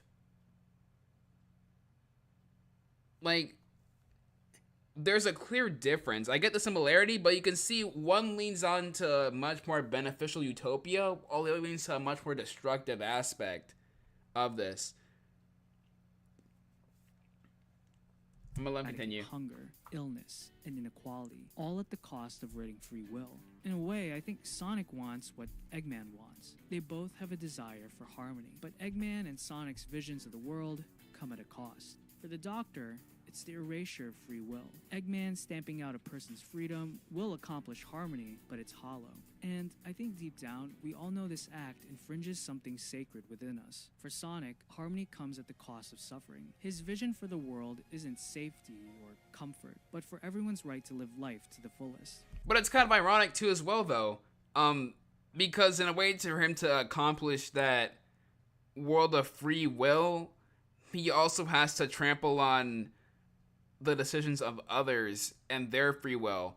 And it's weird because I'd say Sonic's even worse on that because, for example, with Metal Sonic, Sonic essentially encourages Metal Sonic to do as he pleases and to respect his decision of free will, right?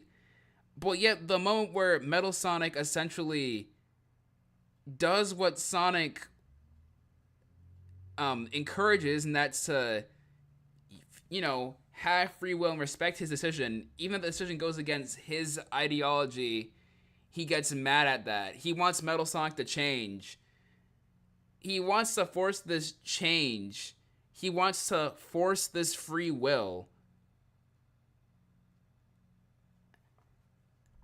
And I don't know, it kind of comes back to Sonic again. Like, his free will in question is really destructive too as well. So at the end of the day, is he any better than Eggman? Like, I gotta kind of question that. Like, is he really any better than Eggman at the end of the day? They both want to control a free will that's beneficial in their eyes. Like, are they any better than each other? Like, I kind of put in the question. And I don't know. The kind of vibe I got from Surge was, like, of neutrality, rather than, like, an antagonistic view of, like, freedom per se. Because she mentions in Imposter Syndrome that she wants to essentially get rid of both sides, to make both good and bad, to just establish neutrality. I don't know, I'll bring up in my other video, but I'll continue. Now you may say, well, what about what Surge said? Why not just let the good guys have this right and just get rid of the bad guys? I think a big reason... But no, she doesn't say that though. Like, she doesn't say that though. She doesn't want the good... She wants both sides gone. Like, I don't know. He's just getting this idea of like, oh, just let the bad guys go and the good guys stay. I don't know. Like, Imposter Syndrome, like, establishes that she wants neutrality. Like, don't get me wrong, she says that in issue 52 that, like, she wants the bad guys gone too as well. She criticizes Sonic's actions of freedom. But she also wants to get rid of Sonic too as well, because she sees Sonic as also another destructive force in the world too as well. Like, I'll bring up my video later on. But yeah, it was more than just that. Surge was more of a neutral party in all of this. And I'm gonna let him continue here, because I see this panel here from issue 6, and I talked about this too as well, so I want to see what he says about this too as well. Why Sonic would disagree with this answer is that it doesn't actually lead to harmony. Harmony is about everyone living together in peace. This includes the bad guys. Sonic's decision to let his enemies live is giving them a chance for redemption. And is a step... But it's dumb though. Like, the idea of like giving them redemption. Like, Metal Sonic, for example, Sonic knew for a fact that Metal Sonic could not redeem himself, quote unquote. He was told by Metal Sonic that he is hardwired to serve Eggman and Eggman alone. Then that any sort of rebellious code that he supposedly would have had was removed. So Sonic knew that Metal Sonic would essentially do the same thing again and again. So he essentially gave this robot that he knew for a fact was going to destroy the world a quote-unquote second chance. He just essentially starts the same cycle all over again. This isn't freedom. Like, he essentially tries to even shift the blame to Metal Sonic for not reforming and being good like Emerald in general. His ideology is so stupid here. Like, this isn't giving him a chance to reform. This is just setting up this is just setting up a disaster. Like, this freedom ideology is really stupid on how he just hands it out. Like, this part's dumb. Like, this part is dumb. Giving his enemies a chance to reform, knowing for a fact that his enemies will never reform whatsoever. That isn't freedom. That's essentially, exactly, honor his decision. What decision? What decision are you talking about? There is no decision. Like, I get where he's coming from here, but the problem is that the enemies in question are never going to change, and Sonic knows that. So why continue this cycle again and again? I don't get that. Like, explain this one to me. Explain how those philosophy bugs, how does that answer Sonic's willingly destructive mindset of letting his enemies go again and again, knowing for a fact that they won't change? Explain that one for me. Yeah, but, like, I'm so confused. But let's finish this right here. Step closer towards real harmony. Peace is the end goal, and for the peace to be real, it needs to be a choice made by everyone. But like Ian Flynn, my video isn't meant to be a defense of Sonic's philosophy. I actually agree with a lot of people's criticisms. My video is meant more to be an exploration of the character and the story. And at the end of the day, these are just my interpretations. So I'd love to hear your thoughts in the comments below. If you guys are into this philosophical analysis... Okay, I'll assume that like, he isn't trying to defend it, trying to give another outlook on it, which, alright, I will apologize. That's kind of the vibe I did get off from him. Yeah, like, it doesn't matter. Yeah, he took it way too far. But you know what? This video, outside of, like, the philosophical... seeing Jesus in a Sonic video, that came out of nowhere. Outside that initial shock, you know what? I can almost see where he's coming from. I could almost see where he's coming from with this. I could almost... I guess part of me, I kind of default back to the fact that I do feel like there are some, like I point out, there are some flaws with this freedom mindset. But yeah, I got the vibe that he was defending it. Like, he says he wasn't, and even acknowledges that even Flynn himself wasn't expecting it to go this far. But he does take up this side of defending it. Like, he mentions at the end that he does agree with some of the qualms against it, but never brings them up whatsoever. This does feel like a defense of it, to be honest. But yeah. But yeah, I'm surprised. Bro brought up Brothers, I'm not pronouncing that, and Brave New World. I'm surprised. I did not expect that. I wonder what the homies really said here. It's important that Sonic only... Flawed mindset. Sonic is an unbeatable god as well. He guaranteed to win, but his optimism never gives up. So wait. I don't know. I guess so. I don't get it. So Sonic's mindset is an ultimatum. We established that. And it's flawed. So he never gives up. So he wants to repeat the cycle again and again. That's really it. So he knows that his enemies won't change. This ultimatum, they are going to choose the latter again and again. And so because of that choice, he stops them they continue to do it. Sonic lets them go ahead and do their thing, and then it just repeats over and over and over again. I did want to make some points here from my video. I'm not trying to meat ride my own content, but I do want to just bring up a couple points here that I did establish in my video that I think are some pretty plausible rebuttals against some of the stuff he mentioned here. So one of the things he did mention, he kept bringing up the fact that like Surge was the promo is real. All I'm gonna say, thanks for watching this video. Like, this is like the second most popular video on this channel, so I gotta say I really appreciate that, you guys.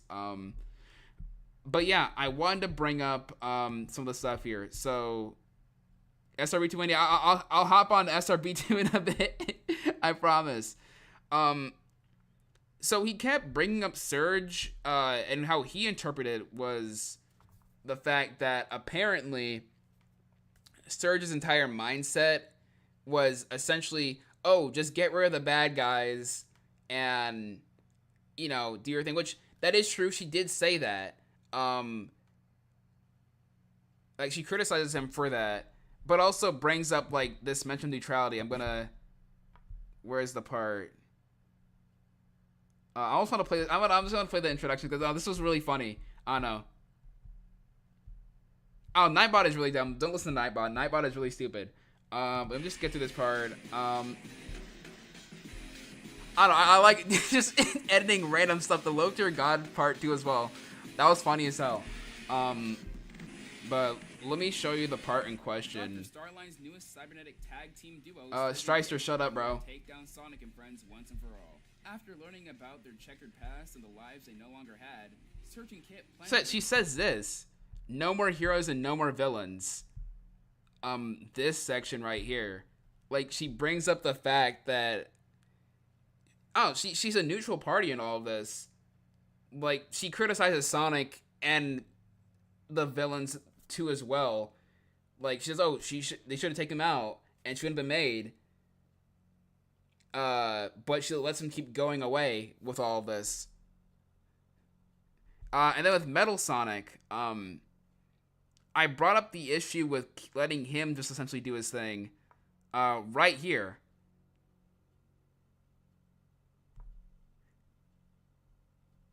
Yeah, she wanted to bring an end of the world. Yeah, honestly, that's the vibe I get from this. Like, this whole neutral party, like, she wants both sides gone.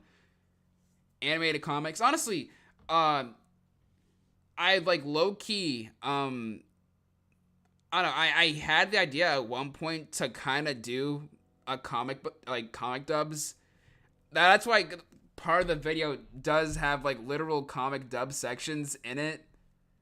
I have to bring up my favorite part here. I have to bring up the the moment of all time. Chat, did he actually say this though? Nigga, what? Did he say that? Did he say that? Real?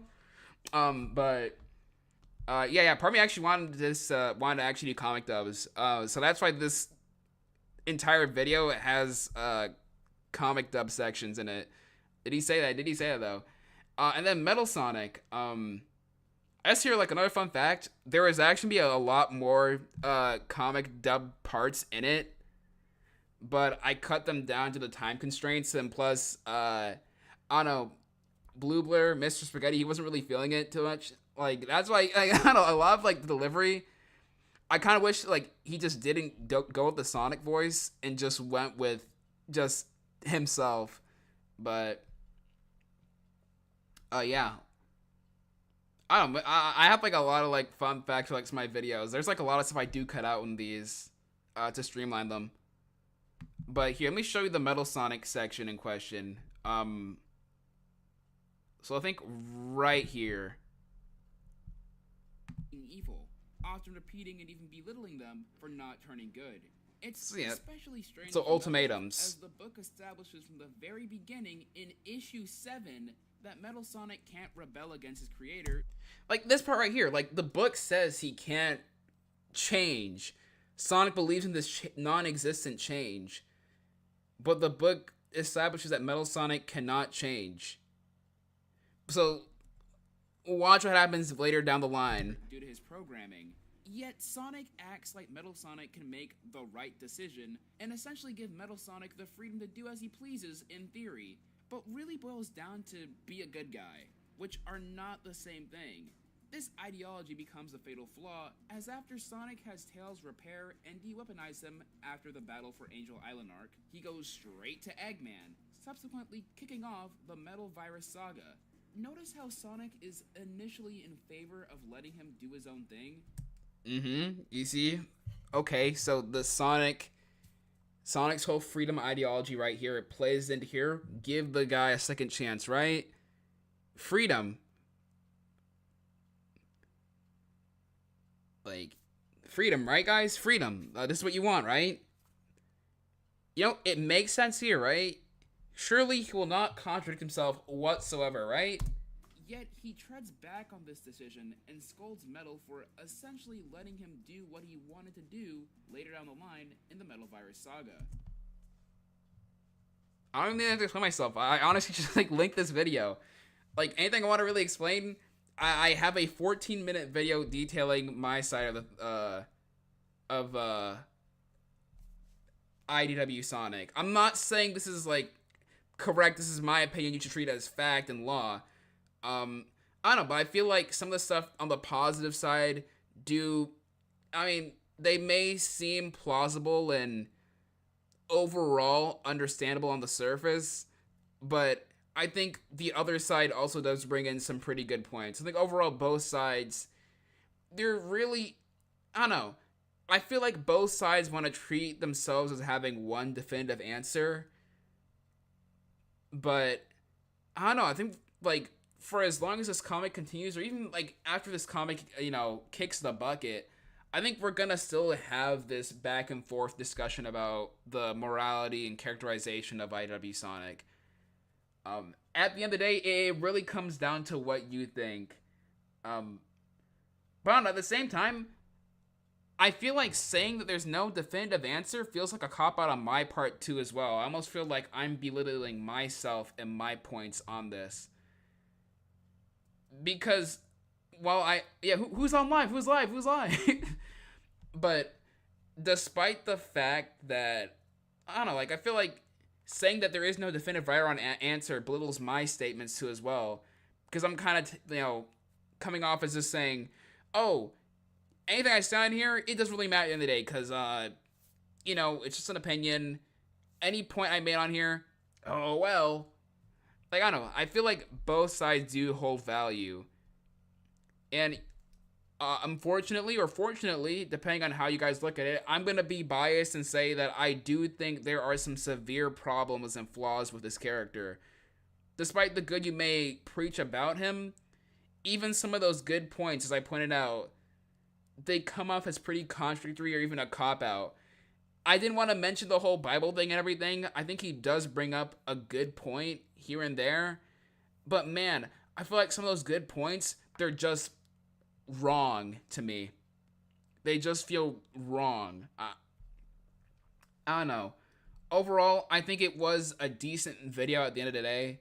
I think it did shine a bit of light into some stuff I didn't put in consideration with the whole morality thing. But unfortunately, it didn't fully convince me to believe that my side of the story didn't have any weight to it or was wrong. So, I don't know, I'm going to say it as it is. IDW Sonic is still the worst Sonic in my opinion. And his morality, it doesn't sit right with me whatsoever. The morality discussion, I'm still under belief that he is wrong. I have evidence showing it. And I don't know, Flynn says not to take it that seriously, but hey, he planted the seeds for stuff like this to happen, so hey, by all means, hey, I'm just responding. I'm just reacting. Nothing more, nothing less. So, but yeah, honestly, I kind of enjoyed this though. I honestly kind of enjoyed this little video that he showed. So yeah. Honestly, if you guys have more IDW Sonic videos or stuff like that, actually what I'm going to actually do is I'm gonna make like a public playlist with one of those like collaborative links where like people can just put in videos about for me like basically react to. I think that'd just be like that's actually a good idea on my part. So what I'm gonna do, we're gonna switch to SRB2. I promise to play. I found an LSD simulator in SRB2, so we're gonna actually play that live. I'm gonna go on the little bit of the break. I'm going to make the playlist and I'm going to pin it with the SRB2 server name, and so people can click on the link and send me videos. So depending on how many submissions I get, I might just a whole stream just reacting to it, give my thoughts and opinions on it. That's what I'll do. So honestly, the IDW Sonic section, that was an hour and 30, by the way. That was almost 2 hours of just me talking about this character again. Like that could just cover like the whole stream, to be honest. I don't finish the Sonic SRB2 mod. So I'm gonna do that. Gonna be on the break. We come back. We're gonna play the LSD simulator and see if we can actually beat it tonight. So stay tuned. We'll be right back. Be sure to look out for the link. And like I said, we'll be right back. I'm gonna grab some of the drink too as well. You know, SRB2 lean mod. They need to make that real. All right, be right back. Select to make your first pick. 10, 9, 8, 7, 6. Choose and pick the best one. 5, 4, 3, 2, 1. Select to make your first pick. 10, 9, 8, 7, 6. Choose and pick the best one. 5, 4, 3, 2, 1. Select to make your first pick. 10, 9, 8, 7, 6. Choose and pick the best one. 5, 4, 3, 2, 1. Select to make your first pick. 10, 9, 8, 7, 6. Choose and pick the best one. 5, 4, 3, 2, 1. Select to make your first pick. 10, 9, 8, 7, 6. Choose and pick the best one. 5, 4, 3, 2, 1. Select to make your first pick. 10, 9, 8, 7, 6. Choose and pick the best one. 5, 4, 3, 2, 1. Select to make your first pick. 10, 9, 8, 7, 6. Choose and pick the best one. 5, 4, 3, 2, 1. Select to make your first pick. 10, 9, 8, 7, 6. Choose and pick the best one. 5, 4, 3, 2, 1. Select to make your first pick. 10, 9, 8, 7, 6. Choose and pick the best one. 5, 4, 3, 2, 1. Select to make your first pick. 10, 9, 8, 7, 6. Choose and pick the best one. 5, 4, 3, 2, 1. Select to make your first pick. 10, 9, 8, 7, 6. Choose and pick the best one. 5, 4, 3, 2, 1. Select to make your first pick. 10, 9, 8, 7, 6. Choose and pick the best one. 5, 4, 3, 2, 1. Select to make your first pick. 10, 9, 8, 7, 6. Choose and pick the best one. 5, 4, 3, 2, 1. Select to make your first pick. 10, 9, 8, 7, 6. Choose and pick the best one. 5, 4, 3, 2, 1. All right, ladies and gentlemen, open up SRB2 right now. All right, there we go. Boom. All right, I just made the link, so I'm gonna put it into the chat soon in a bit. So let me put in the LSD. Where is it? I forgot. What is it called? Here, we look it up again. Did I put it into the folder? Hold on. Downloads. Here. I swear I did not. I'm gonna be kind of mad, low-key. Okay, I did put it in there. So I forgot what's it called. What is the name of the mod? Yeah, I'm looking for a 3-inch Jazzware Sonic, yeah. Shoot, what is it called? Here, I'm just look it up again. It was legit popped out on my screen out of nowhere.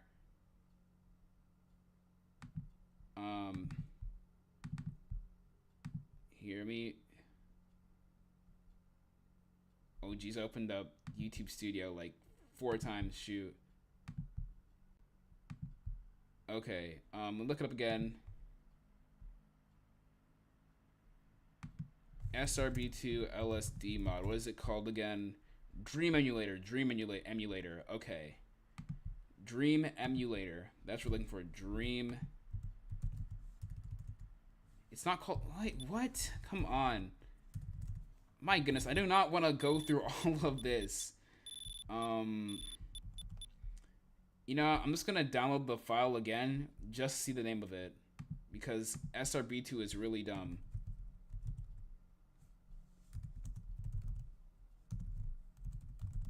Okay. What is the file called, game? Give me the name of the file.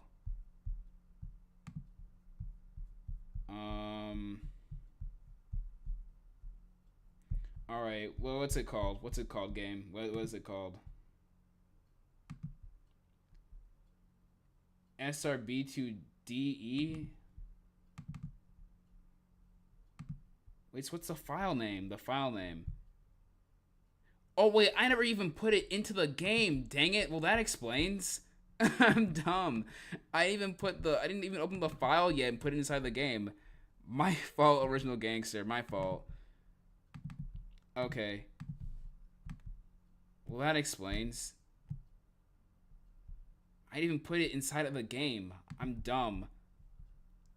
Okay, well, I wasted like an extra download right there. Oh well.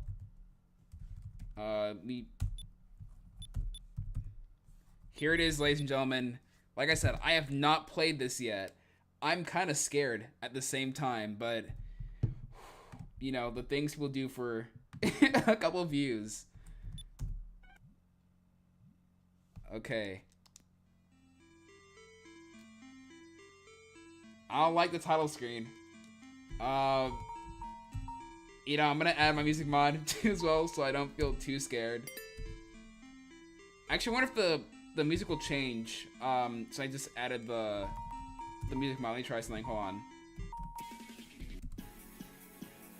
Okay, that's a little less terrifying. All right. So standard, and it's indeed Wednesday. So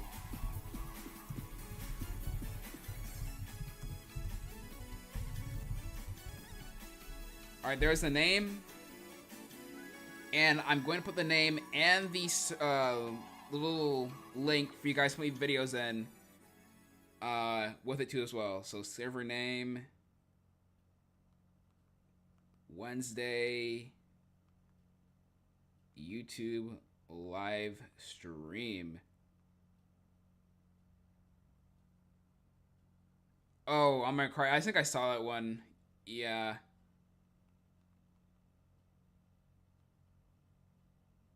DX and the live stream playlist, so you guys can, it's a collaborative link, so you guys can, I think you should be able to see it. It's public, so you're able to see it on the channel too as well. All right, there you guys go. I'm gonna go ahead and pin that right now, so you literally can't miss it. Here, let me just do it on my phone. Hold on. There we go. All right, so there you go. Let's get into this. Oh, wait. Hold up. Where is it? Oh, day 1. Oh. Okay.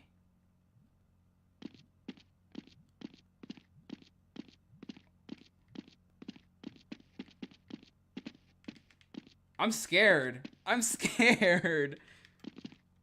Why are there footsteps?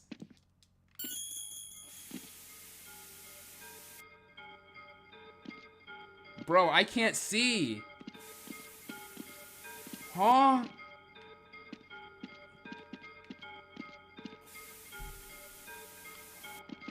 Huh? Bro, take me out of the TV. What is this, dog? What I do, Lord? What I do?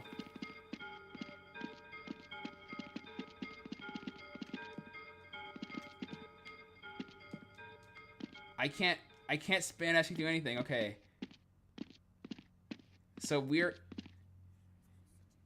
Dog, schizophrenia simulator? No way. I heard voices. What do I do? I'm scared. The voices! There are voices in my head! Okay. Okay. That's scary. I'm not going there till someone else joins the lobby. I am not going until someone joins the lobby. Okay. Alright, Super. You're gonna go with me. We're gonna go into the TV. That's scary. I don't like that. How to send a video? So you can add a video to that playlist, I'm pretty sure. With that link. My goodness. Yeah, I'm looking for just Sonic. Right now. I'm gonna jump in the TV. Something's telling me I should hop in. Ooh. I mean, look, when I hop inside here. Like, I think it's telling me that I need to hop into the TV. I'm going to jump in it. Alright? Oh, I can't jump in. Okay, I'm stupid. I'm stupid. Okay.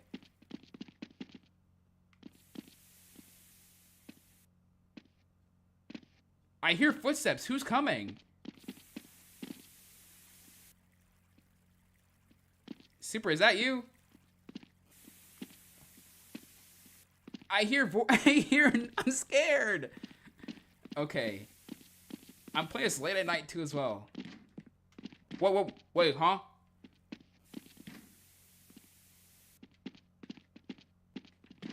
Okay, so I can't go inside there. Okay.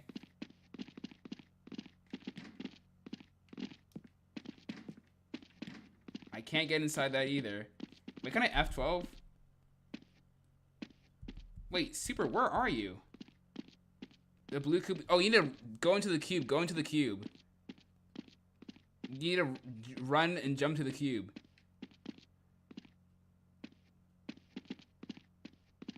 See me F12 you again, see? Yeah, go into the cube. Go into the cube. Run into the cube. There you go. Bro's in the schizo house.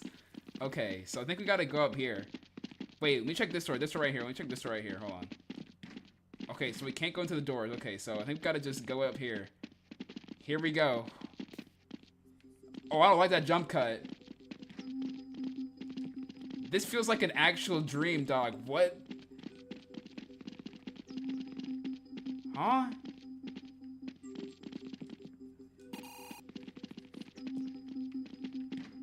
Why does this actually feel like a dream? This legit feels like an actual dream.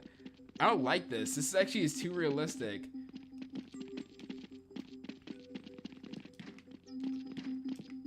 Okay, we'll go back down to the...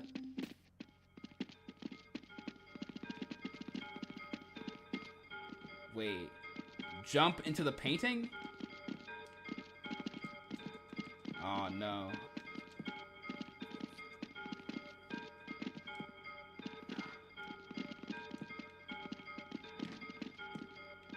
We just got to start testing everything. Wait a minute.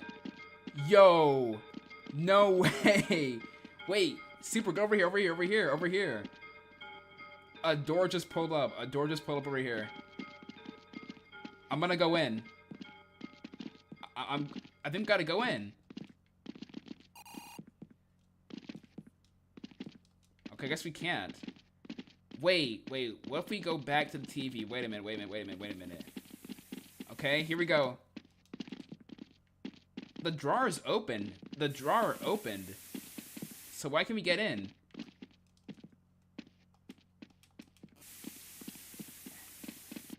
I don't know. I'm confused, bro. The schizo simulator is crazy.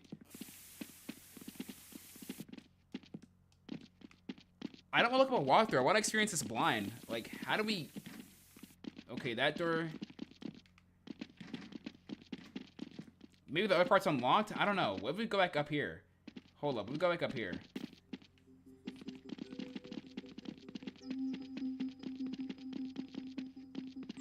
Okay, no. It doesn't work. Huh? Huh? Bro, turn that off, bro. Loud as hell. Fine, that's what Freddy sounded at, bro.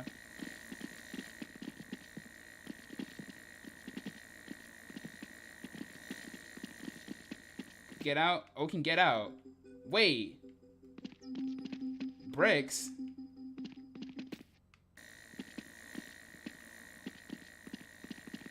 We're super dude. Huh? How'd he get there?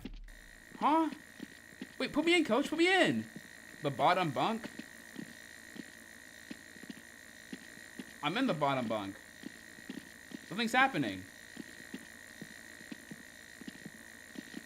This game sucks. Top bunk. Kobe. This does not work. Bro, Schizo Simulator, bro, Sped Simulator. This does not work. I'm going in there. I don't see it.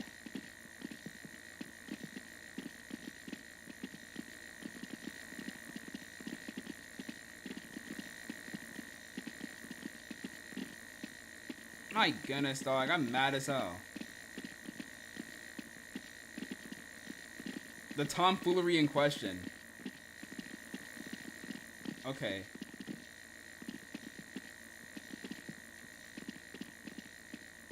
I'm confused, dog. I don't know, I'll just follow you. Wait, the background changed. Oh, we still can't. Okay, we still can't get back over there. Try to get back in again.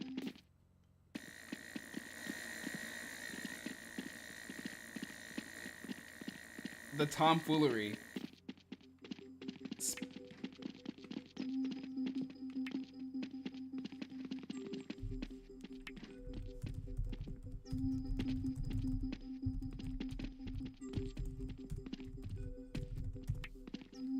Gotta welcome homie to his new home.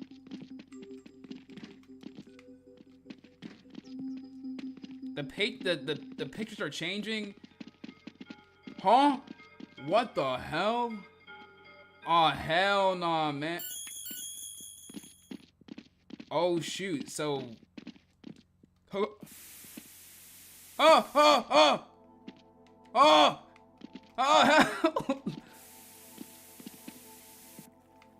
Wait, hold on. Huh? Wait. Hey, Bray got a phone call. Oh, snap, bro. We made it out of the house. The house. No. Oh, that's it. We did it, guys. We escaped the house. We escaped the...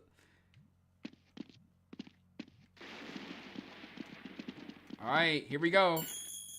Open today. Bro, why I'm in first person? Why the default to first person? I don't like this. I do not like a default to first person. Geico Eaton's. Alright, so I guess we're at, hold on, let's see where we're at. So this is the, I think this is Walmart, right? Because it's like a dream, right? So I'm assuming we're at like a convenience store, right? So, okay.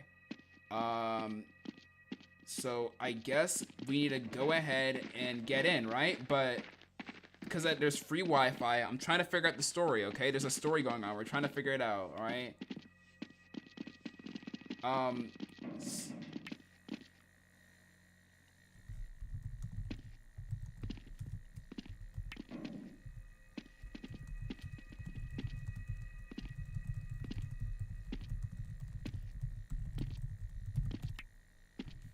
Okay, so we gotta think like it's a dream, alright? So, if I was in a dream like this, okay, no cliche stuff like, oh, I was in my underwear and everybody was laughing. No. So,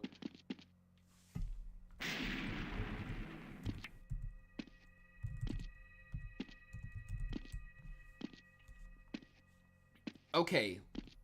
Think about this for a second. F12. Help everybody else see what they're doing. Oh, of course. If I was schizophrenic, I would call my friend Mark, and he'd pick up in a car, right? Oh. And then my friend Chris would live underground because he's broke. He can't afford anything, right? So my broke friend Chris would reside in the sewers, right? Everybody go to the sewers. Everybody go to the, yeah, down there, because that's where he'd go, right? So we're in the broke person's house, right? Bro, Tails Tech reference. So he would live down here because there's no air conditioning. He wouldn't have to pay for the air conditioning bill, right?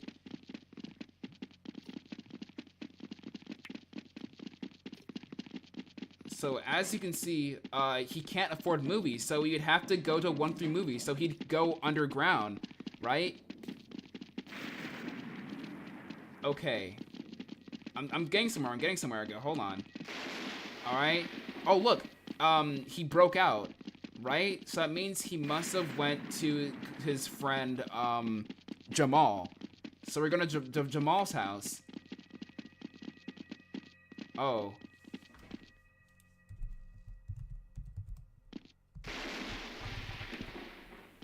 A black place. Okay, so where would black people go to? Okay, hold on. I'm onto something. Let me cook, alright? I'm figuring out, bro, the first... Oh. As you can see here, the schizo, is seeping matrix juice inside here. Matrix juice, alright? Alright, so there's matrix juice, right? So obviously we can't go over here, right? Yeah, it's blocked off, right?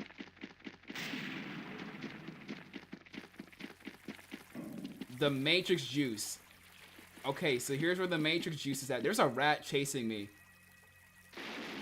That's a rat. Okay. I'm gonna go back down here. Actually, you know what? Hold on. A detective? Bro, I think I'm Sherlock Holmes on this one. Oh, wait. This isn't a mall. This is a government organization. So the government is trying to stop us from getting, like... The government is trying to stop us from learning about its information. So this isn't like a story of my best friend. Wait a minute. The CIA. The government is trying to stop us. So we have to stop the government. Go to the sewer plate. Oh!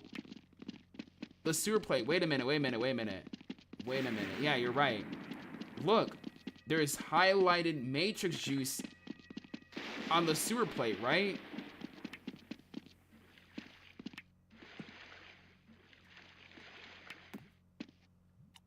Oh my goodness. We figured it out.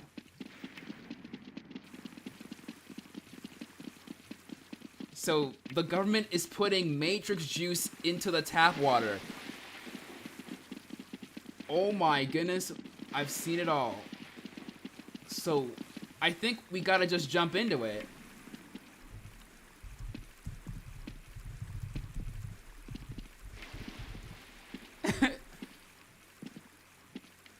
Here we go.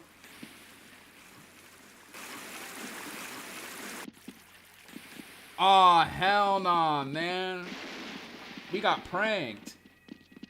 This is some BS. Never mind, chat. Everybody jump back to the sewers. The aliens are real. 9/11 was an inside job.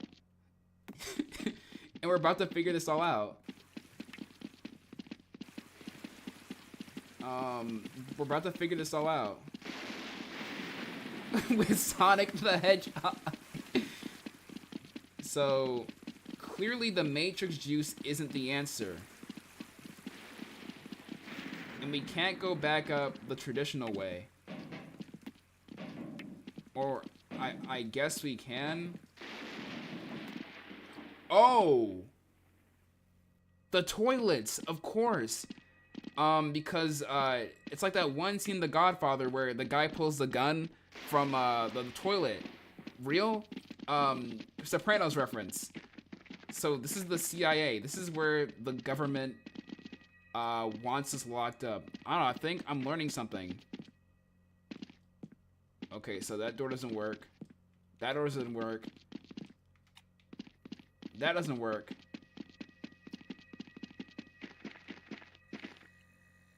Oh, this is the homie meetup. This is where we meet up and discuss world domination. Huh? Where'd he go? Wait a minute. Huh? Where did bro go? Huh? Where did bro go? Wait a minute, huh?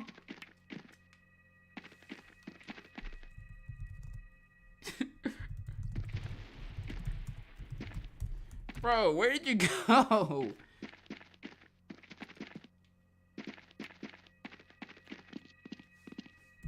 Huh? So... trapped forever?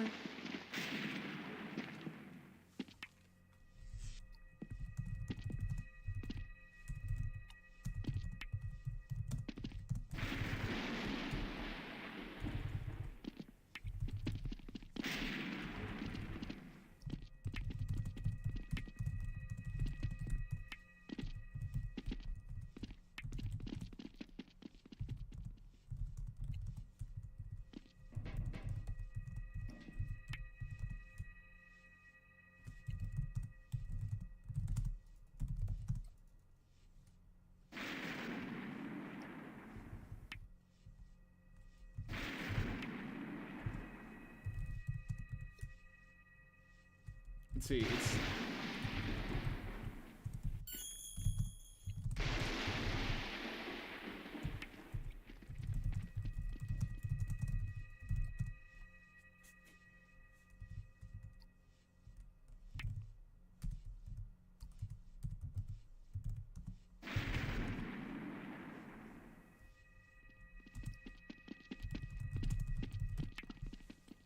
Let's see, where are they? Okay, Super is just... Okay, he's just... He got locked up. He's just locked up. Okay, Chris, you're almost there, bro. There it is. There it is. It's there.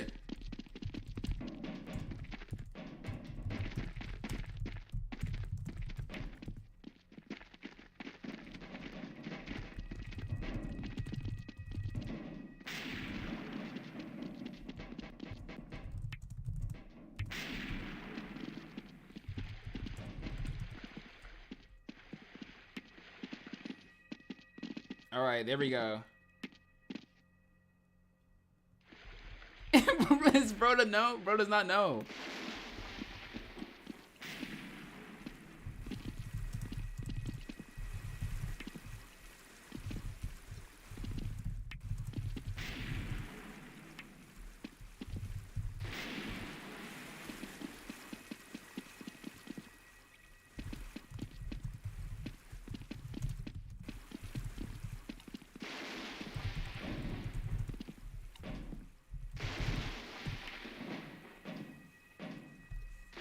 Bro, they put him in the happy place, bro. They locked him up. Okay, so you got stuck in, like, Schizoland. I don't know how that happened. Someone died. How do you die in this place? Yo, wait! Oh, snap. Never mind, never mind, never mind. Help! Help! Help me! Help me! Oh, jeez.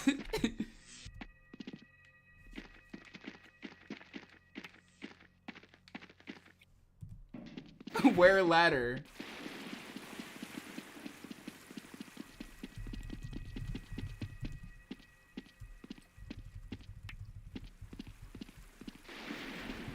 They killed homie.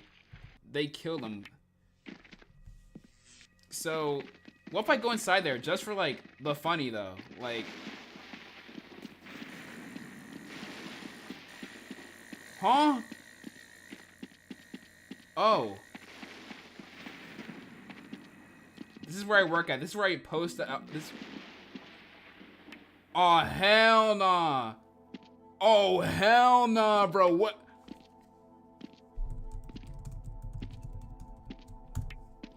Bro. Chat. I'm scared. Should I go?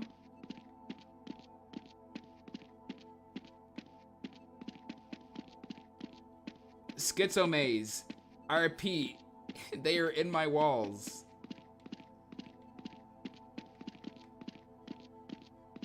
The back rooms. Okay, but this is like actually scary. Like, bro, the voices too. Bro, the flower's dead. Wait a minute, and the seat fell.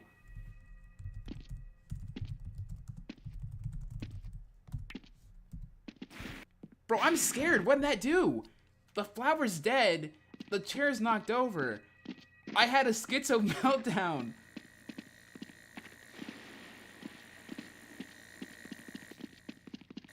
The schizo meltdown is real. Bro, the meds. I forgot my meds, dog.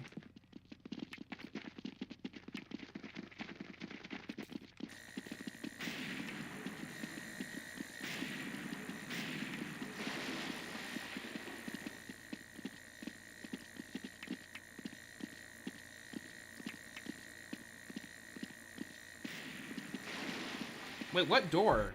What door are you guys on?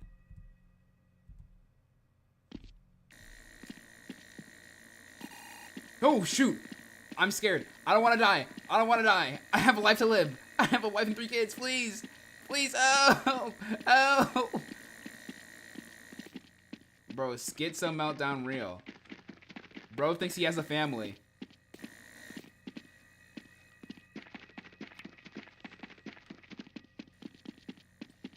Right.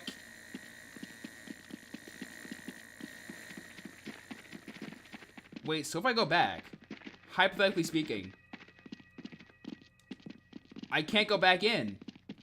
I can't go back in. So what did I do? Go to the lobby?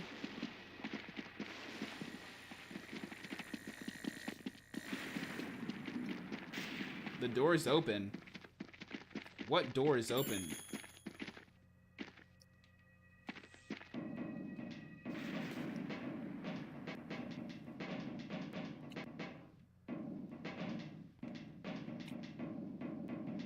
I don't like the sound effects. These are actually unnerving as hell. What door is open? Oh.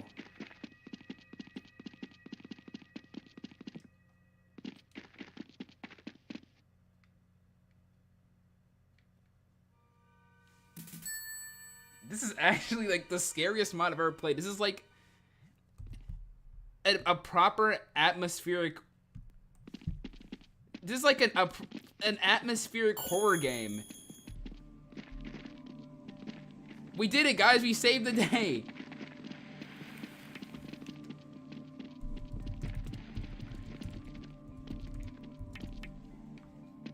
Oh, this is laggy as hell. Jeez. So I think we made it to heaven. Are we gonna cross to the other side now? I think this is the part where...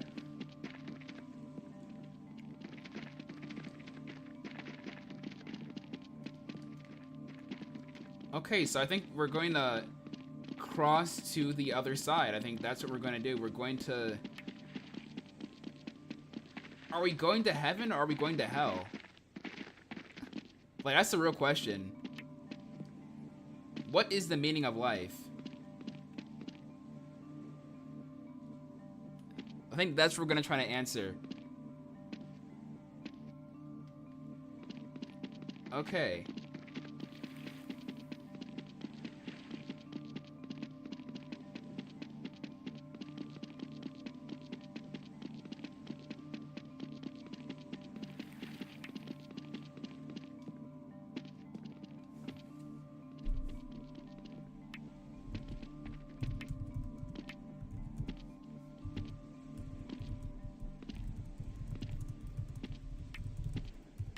Weird zone.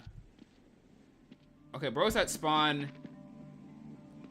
Moving pictures. Bro's in the grass. And...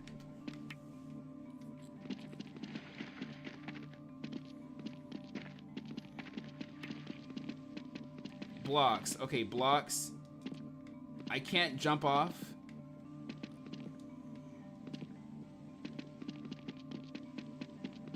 I don't know. I don't know where to go. Is this real? The game crashed. Come on. Really? Really, bro? Come on. It was getting good too as well. Really? Why did it hit me with that? Really? Like, we're midway through as well. Dog, come on. Okay, everybody join back up. Join back up as fast as you can.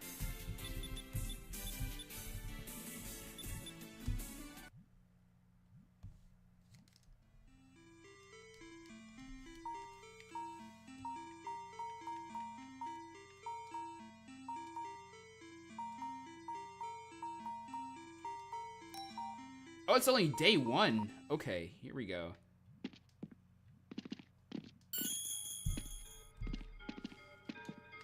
Okay, now I have to do though, so let's get through as fast as we can. So,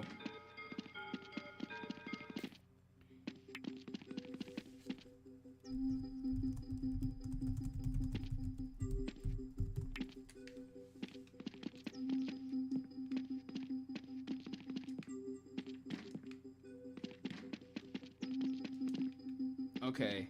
So everybody join back, everyone pull up, squad meet up, squad meet up.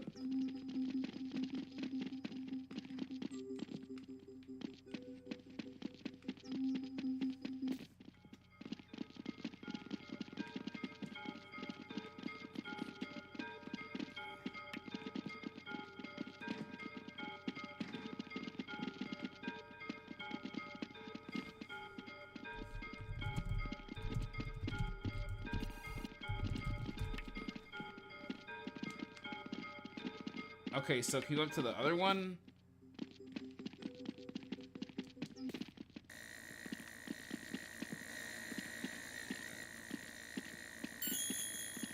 Okay.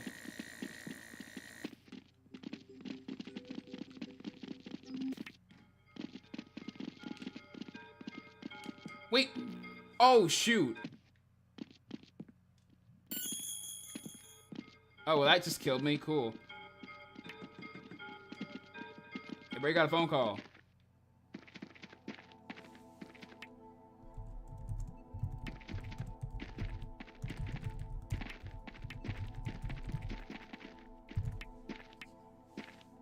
Well, okay, first part done. Y'all, kindly, let's get to the 500.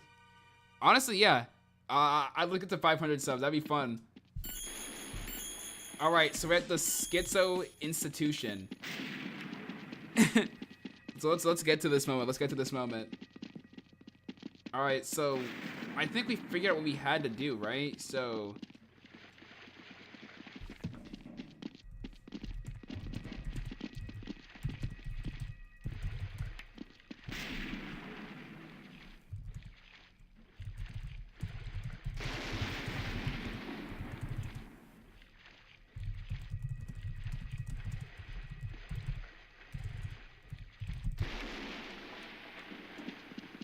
wait, did we get in?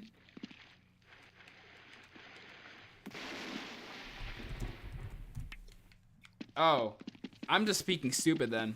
Never mind. Never mind. My fault. Okay, so back at the Schizo Institution.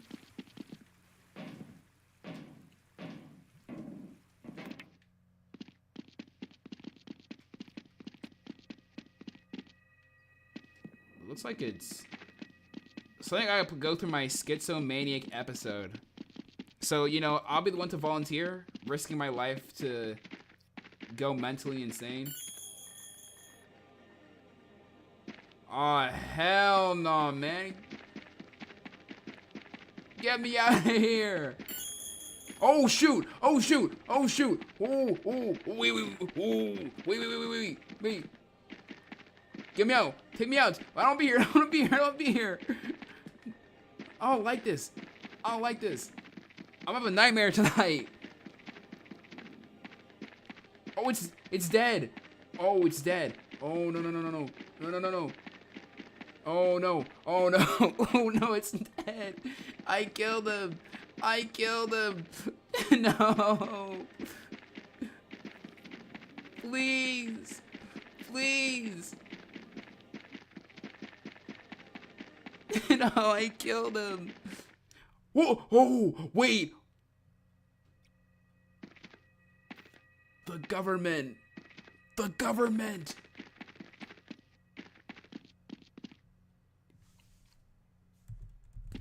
Bro. What did that mean? What does that mean? Okay, so...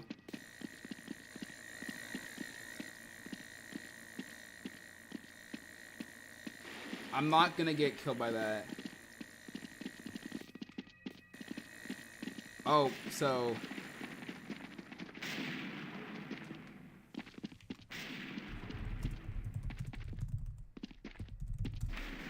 Mods, check his computer right now.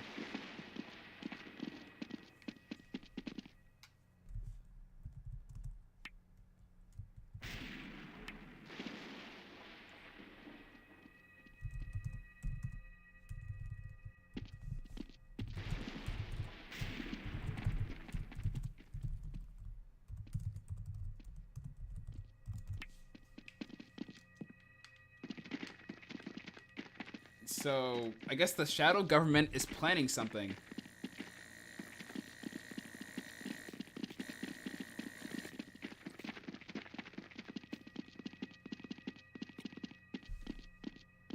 Okay, so the door hasn't opened yet. So...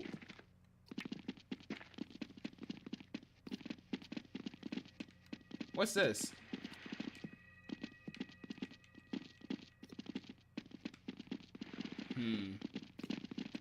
This is like a bunch of like Sonic characters exploring like a mental institution. like how do you come up with something like this in SRB2? Okay, so clearly one of these doors has to open. Like, I'm not trying to sound like I'm a genius here, but I think something is going to happen.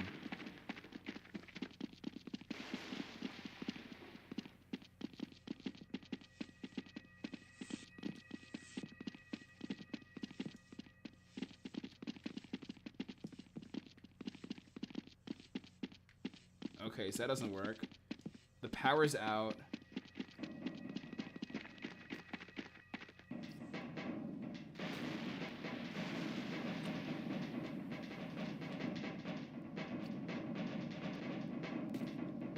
Sonic and friends are mental institute at 3 AM. The ending will shock you. Honestly, I'm prepared. I don't think I'm gonna get jump scared. Like,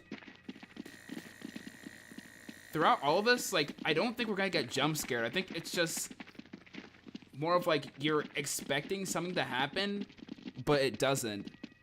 I think this plays off of this like psychological fear that isn't there. So in conclusion, this game will make you develop schizophrenia.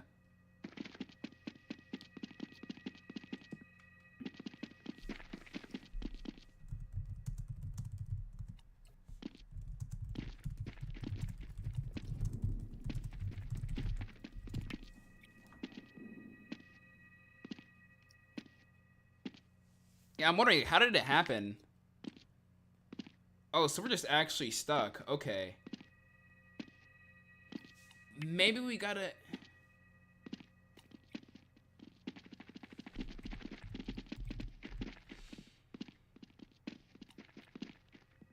Okay, call me crazy on this one, but I think I might actually have an idea. Okay. So... You guys remember at the beginning, there was that section that we had to climb up to. I'm wondering, can we go back into it?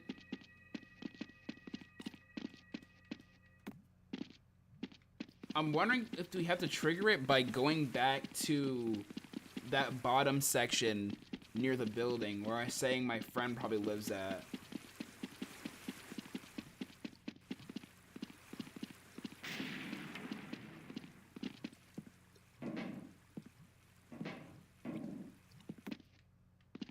Right? Hold on.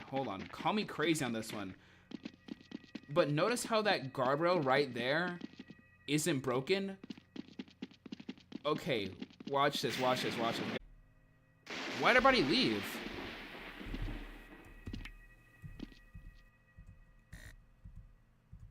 Okay, everybody got timed out. The stream didn't stop for me, but everybody's back. Okay.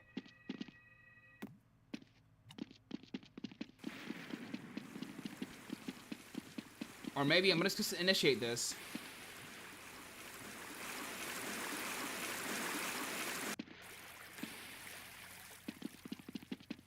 Or I'm just gonna trigger random stuff to happen, right? Because clearly, one of these things is gonna make the door open.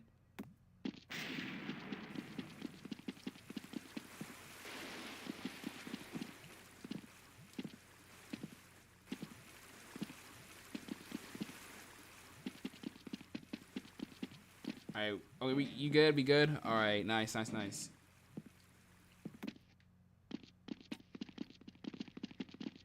Come on!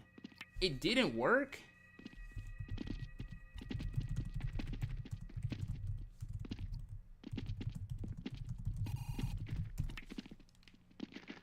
Because everybody's back. Okay, so... Huh. Me run around each of these things like 5 times?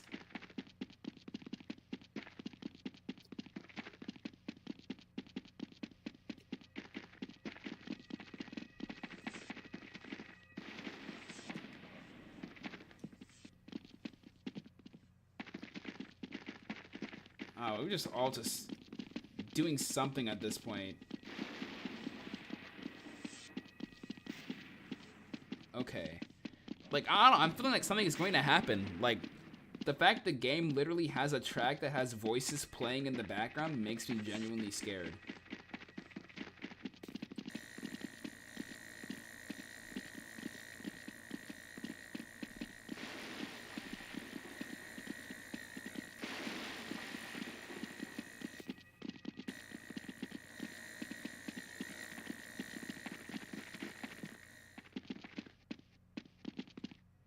So somebody triggered this, though. Okay.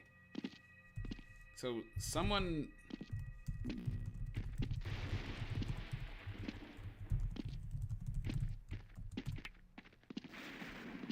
I'm running. Are we on day 2? Honestly. Oh, it just does not tell you. Okay.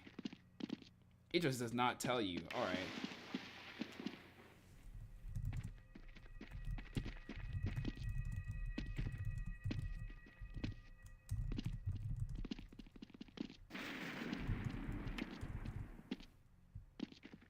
Okay, okay, you got hit it. Okay, so Super did that, right? Let me just F12.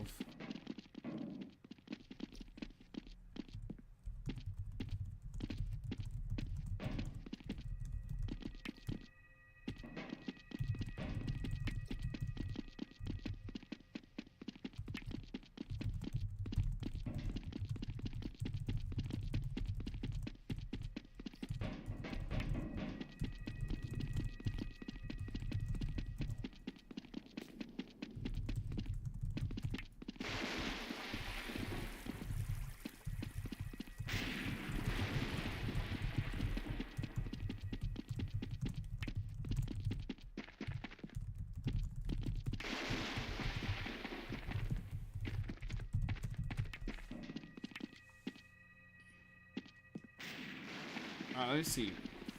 So we're all out here. We are all out here. We got no clue. We're just... If I go straight forward, hold on.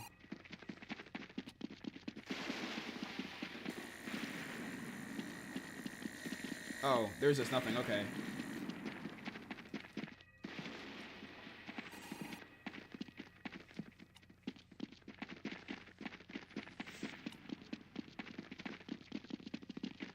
So I already went inside here, right? How did you die? Like, don't die in this game, bruh. Okay, I already went inside there, right? Hammerhead's outside. Chris is here.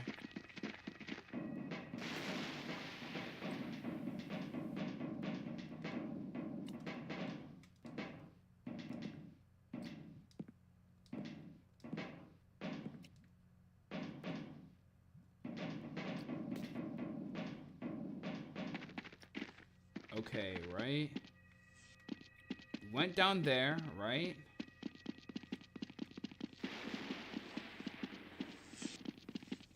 These things are destroyed, right? So that's...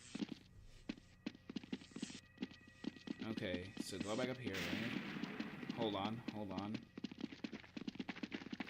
Yeah, I'll stream tomorrow. I'm gonna stream tomorrow for sure. Unless we're gonna be able to complete this tonight, I'm really concerned and confused.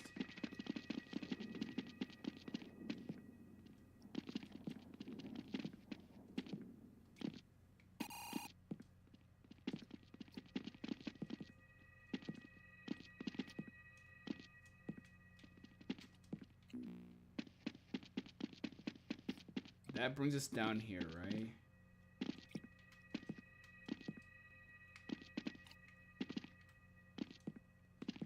Okay.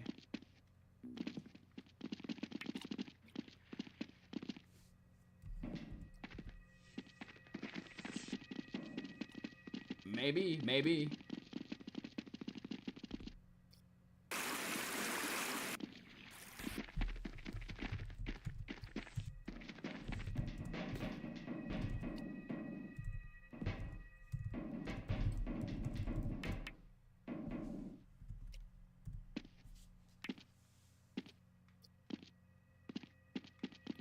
Okay, right?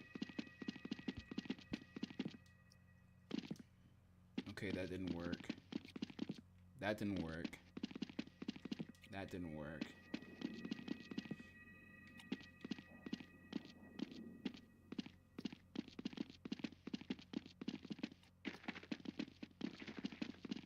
I'm really confused. How do we... I don't think the game's broken.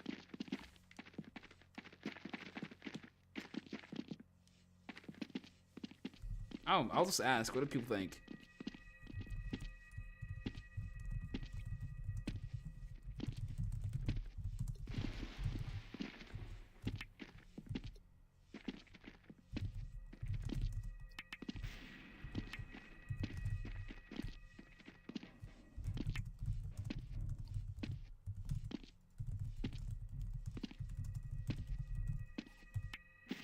Yeah, let's just start from phase 1.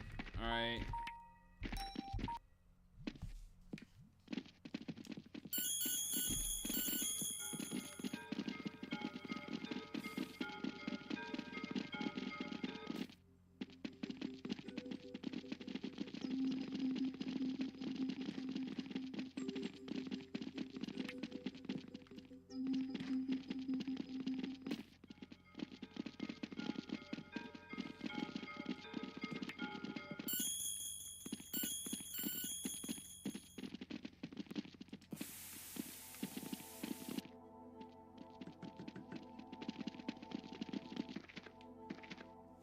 Okay.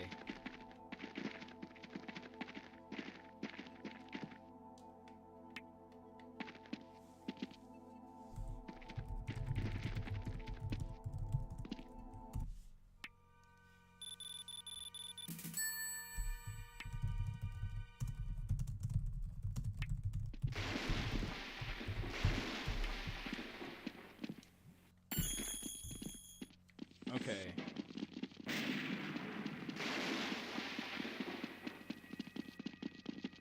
Oh.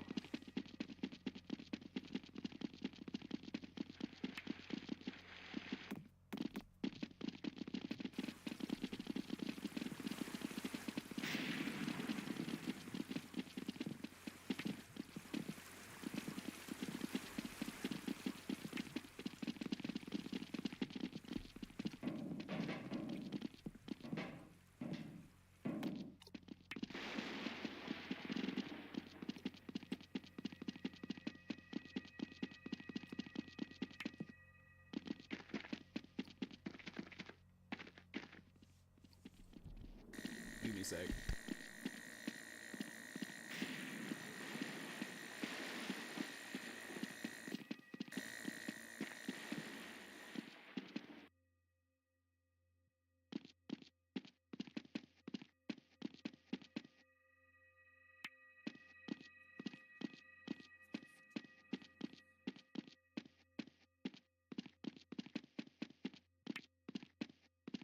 Okay, so he's in the maze, right? Super's in the weird LSD room.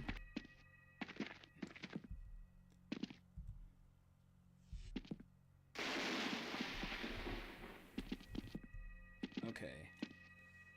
And that leaves me.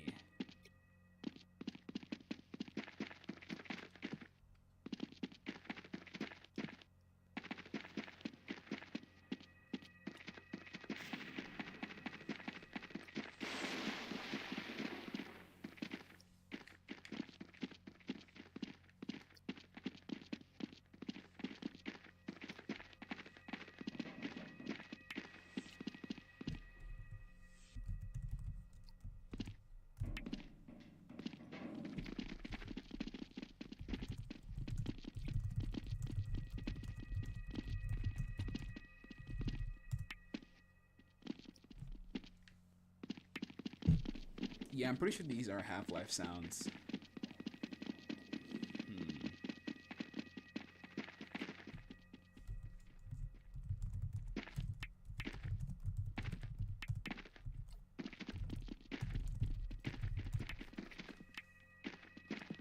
Okay, so it's not a bug. Okay, so the question is, what are you missing?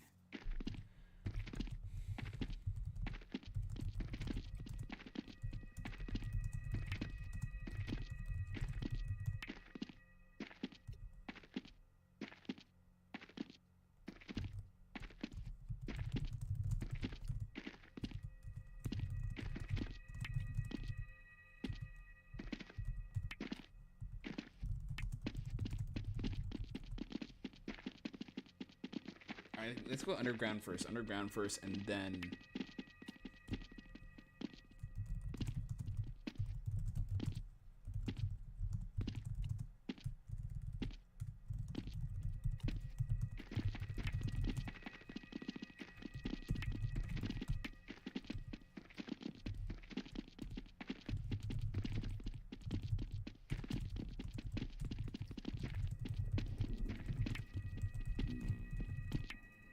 Alright, so we're gonna restart. Here we go.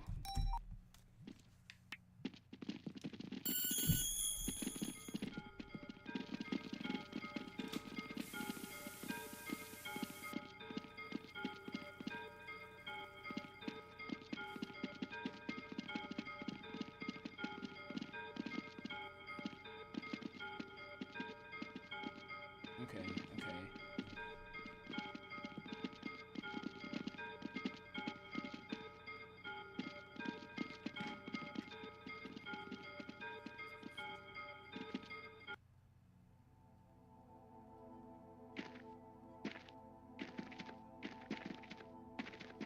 Okay.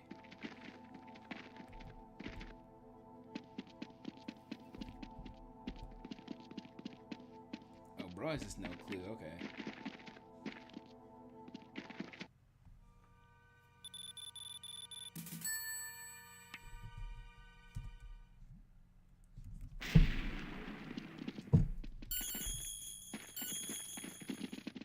Alright, let's all go underground, okay? Alright, let's see what happens.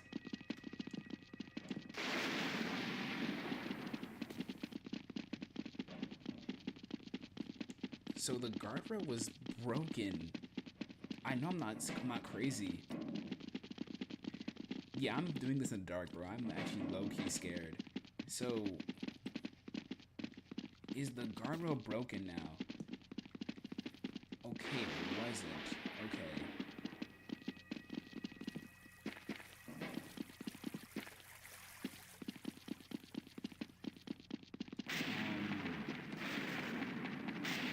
I went to the left, right?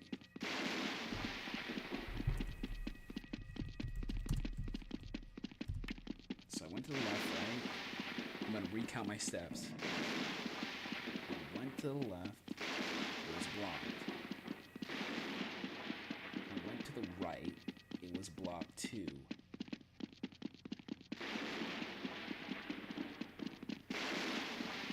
And then I went over here.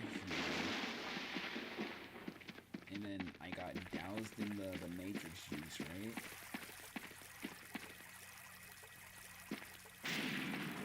Hood irony. Hood irony. He was one of my papa. To make you the big star. You have 3 stars. Okay, so I went down here, right? Bro, so true, so true. So I went down that. Maybe go backwards. Okay. Right? I'm just gonna go backwards through and see what happens, right? Wait, hold on. Oh, that's just the walls. Thought I saw something. Okay, so I go up here, right? I swear one of these things was broken. It wasn't this one.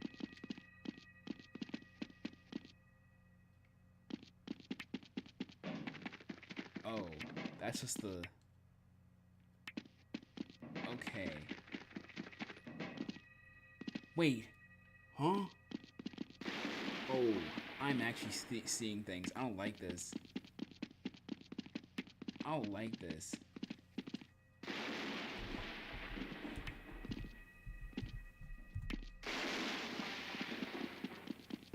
Okay. I'm gonna go. I thought I saw a masked a guy over there. I thought I saw something I didn't see. I don't like this. I don't like this at all.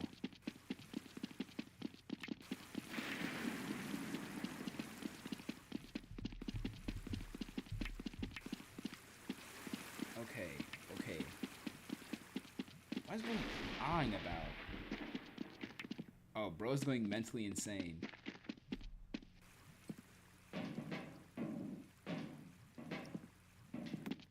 I think so, like, I think I'm actually seeing something I didn't see. Okay. So let's see, oh, Hammerhead's doing the Schizo episode, so... Or not. Oh, somebody did it. Somebody did the episode, okay. So it's safe to assume that...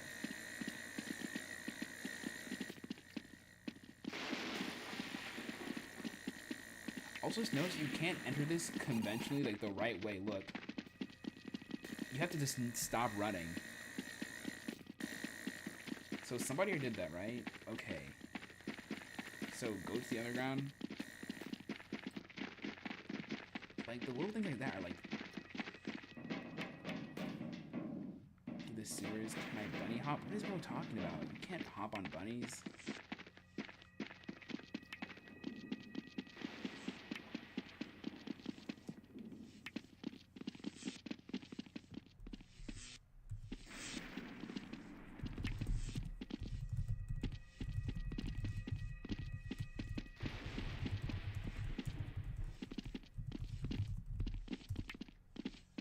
Yo, what's good, bro? What's good?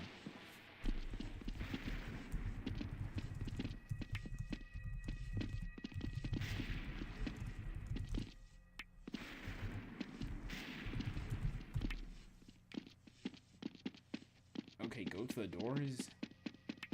Okay.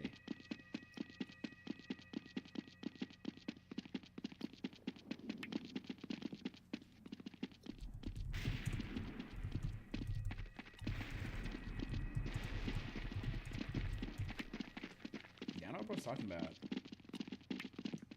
4 doors? Where? Huh?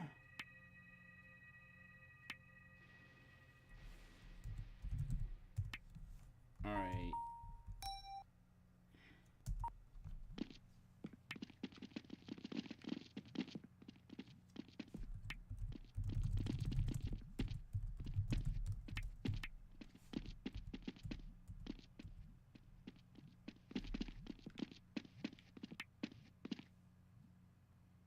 Bro got me befuddled, bro. Bro got me confused.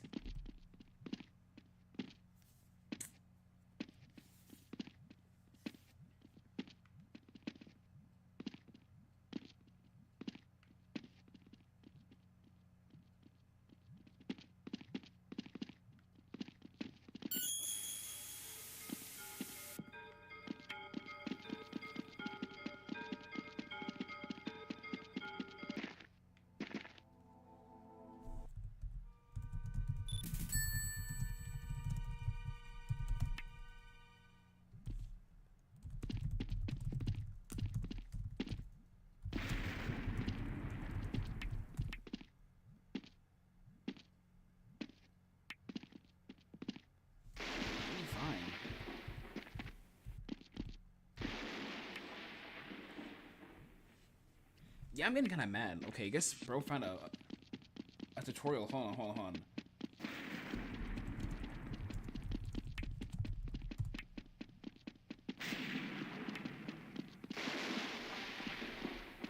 Alright, I'm gonna see what bro's up to, right? I think he knows things that we don't know.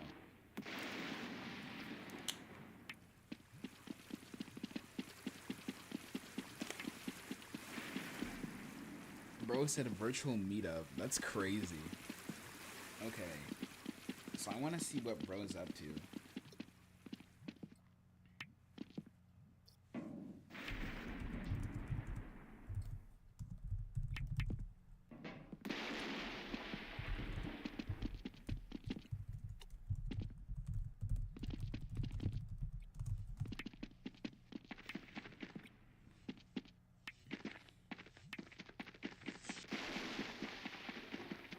Okay, let's see this.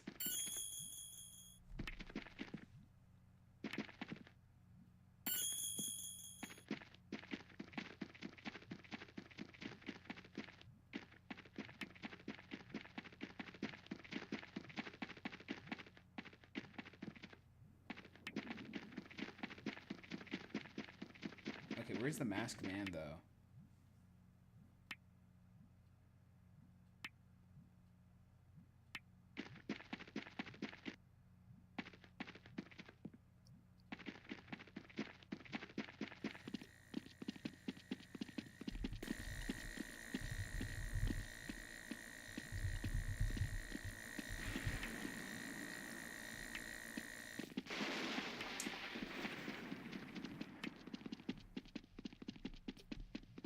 Am I still at spawn? I'm gonna go in.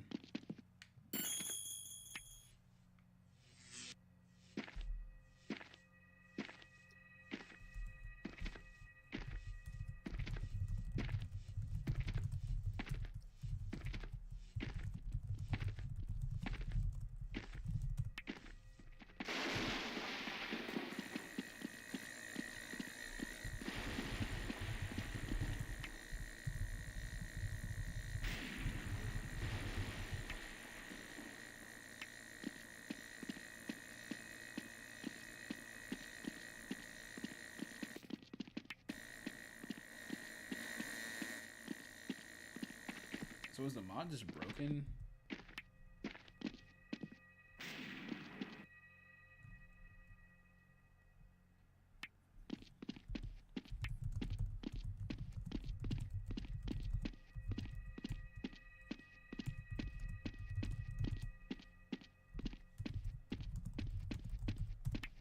Okay. I want to see if bro can actually cook. Like, everybody's just waiting. Okay, I'm gonna go wait with the homies too, because I have no clue. Yeah, hopefully it doesn't burn the food.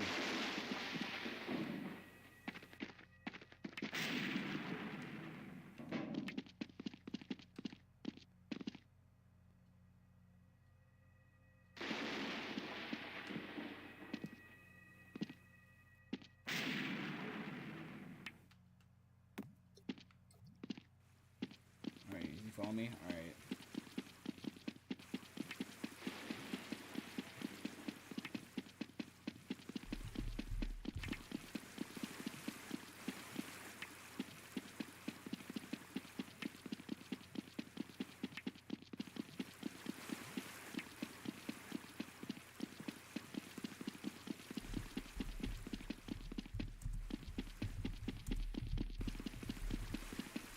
I have no spaces, shoot.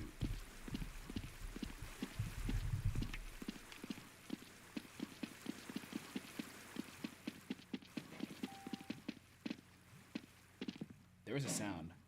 What was that?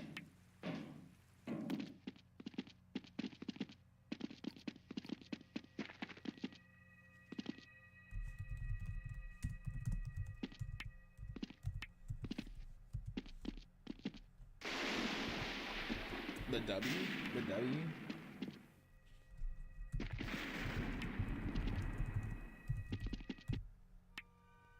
Okay, so we gotta figure out, so what do we do now? We did it. We did it, right? So, day 3, map XZ. I want to make sure to remember that. Map XZ. Okay? Well, the weird, like, jump cuts it does. So I'm gonna remember that when I go back on stream.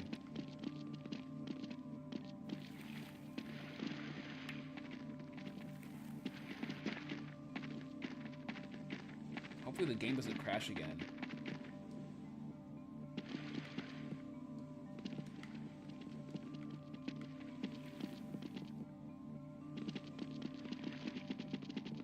Okay.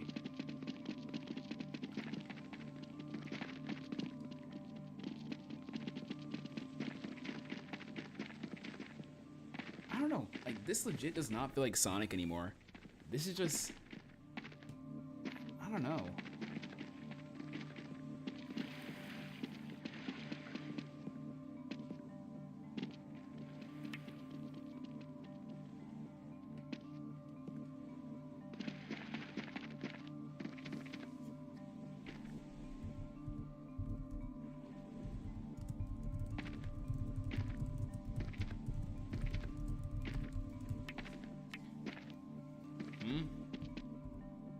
Oh.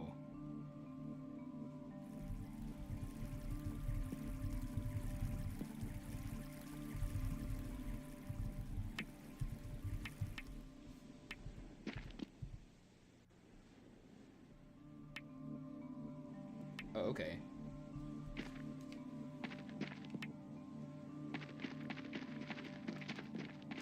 Maybe something's in the trees. I don't know.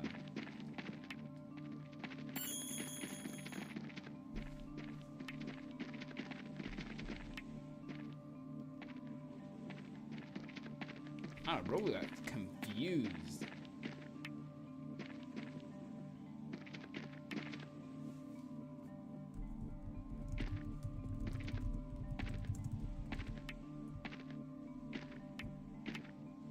The door?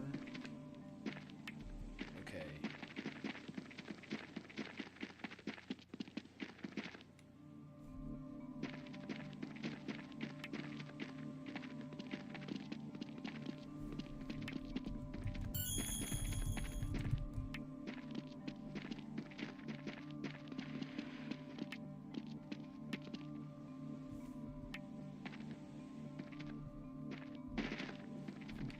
What?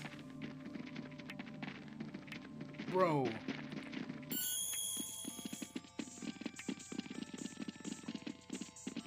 Oh, shoot. The game crashed. But I remember the map. So hold on, maybe I can like force the game to go to that map. This is the last time I'm gonna do this, alright? If it doesn't, I'm just gonna end stream. We were this close. Hold on. We were this close. So what's the name of the map again? Hold on, let me go back. What was the name of the map? Hold on.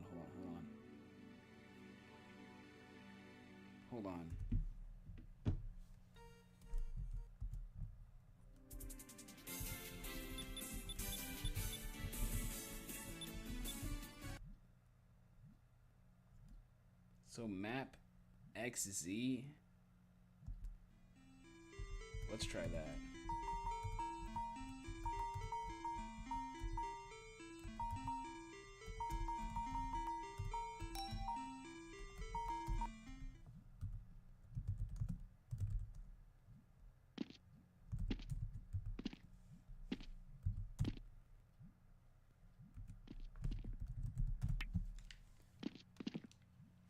The game crashed. Okay, you know what? That's gonna be it for tonight, bro. You know what? Tomorrow, we're just gonna go fully knees deep in this, bro. Like, this mod keeps crashing. It's getting really annoying, bro. It's getting really annoying. I'm not letting this slide anymore. But, you know what? Tune in tomorrow. Well, actually, tomorrow is today for me right now. It's like 1 in the morning. But tune in, I guess later today, where we're gonna actually have to tackle this mod. You know, we're gonna finish it. We're gonna finish it some way, somehow. So thanks for watching. If you like, just make sure to like, comment, subscribe. send some videos in that link right there. I'm pretty sure you can just like save the playlist. So I don't know, yeah, hopefully send some stuff in there. I'm gonna send this in the server too as well. But like I said, thanks for watching. Like, comment, subscribe.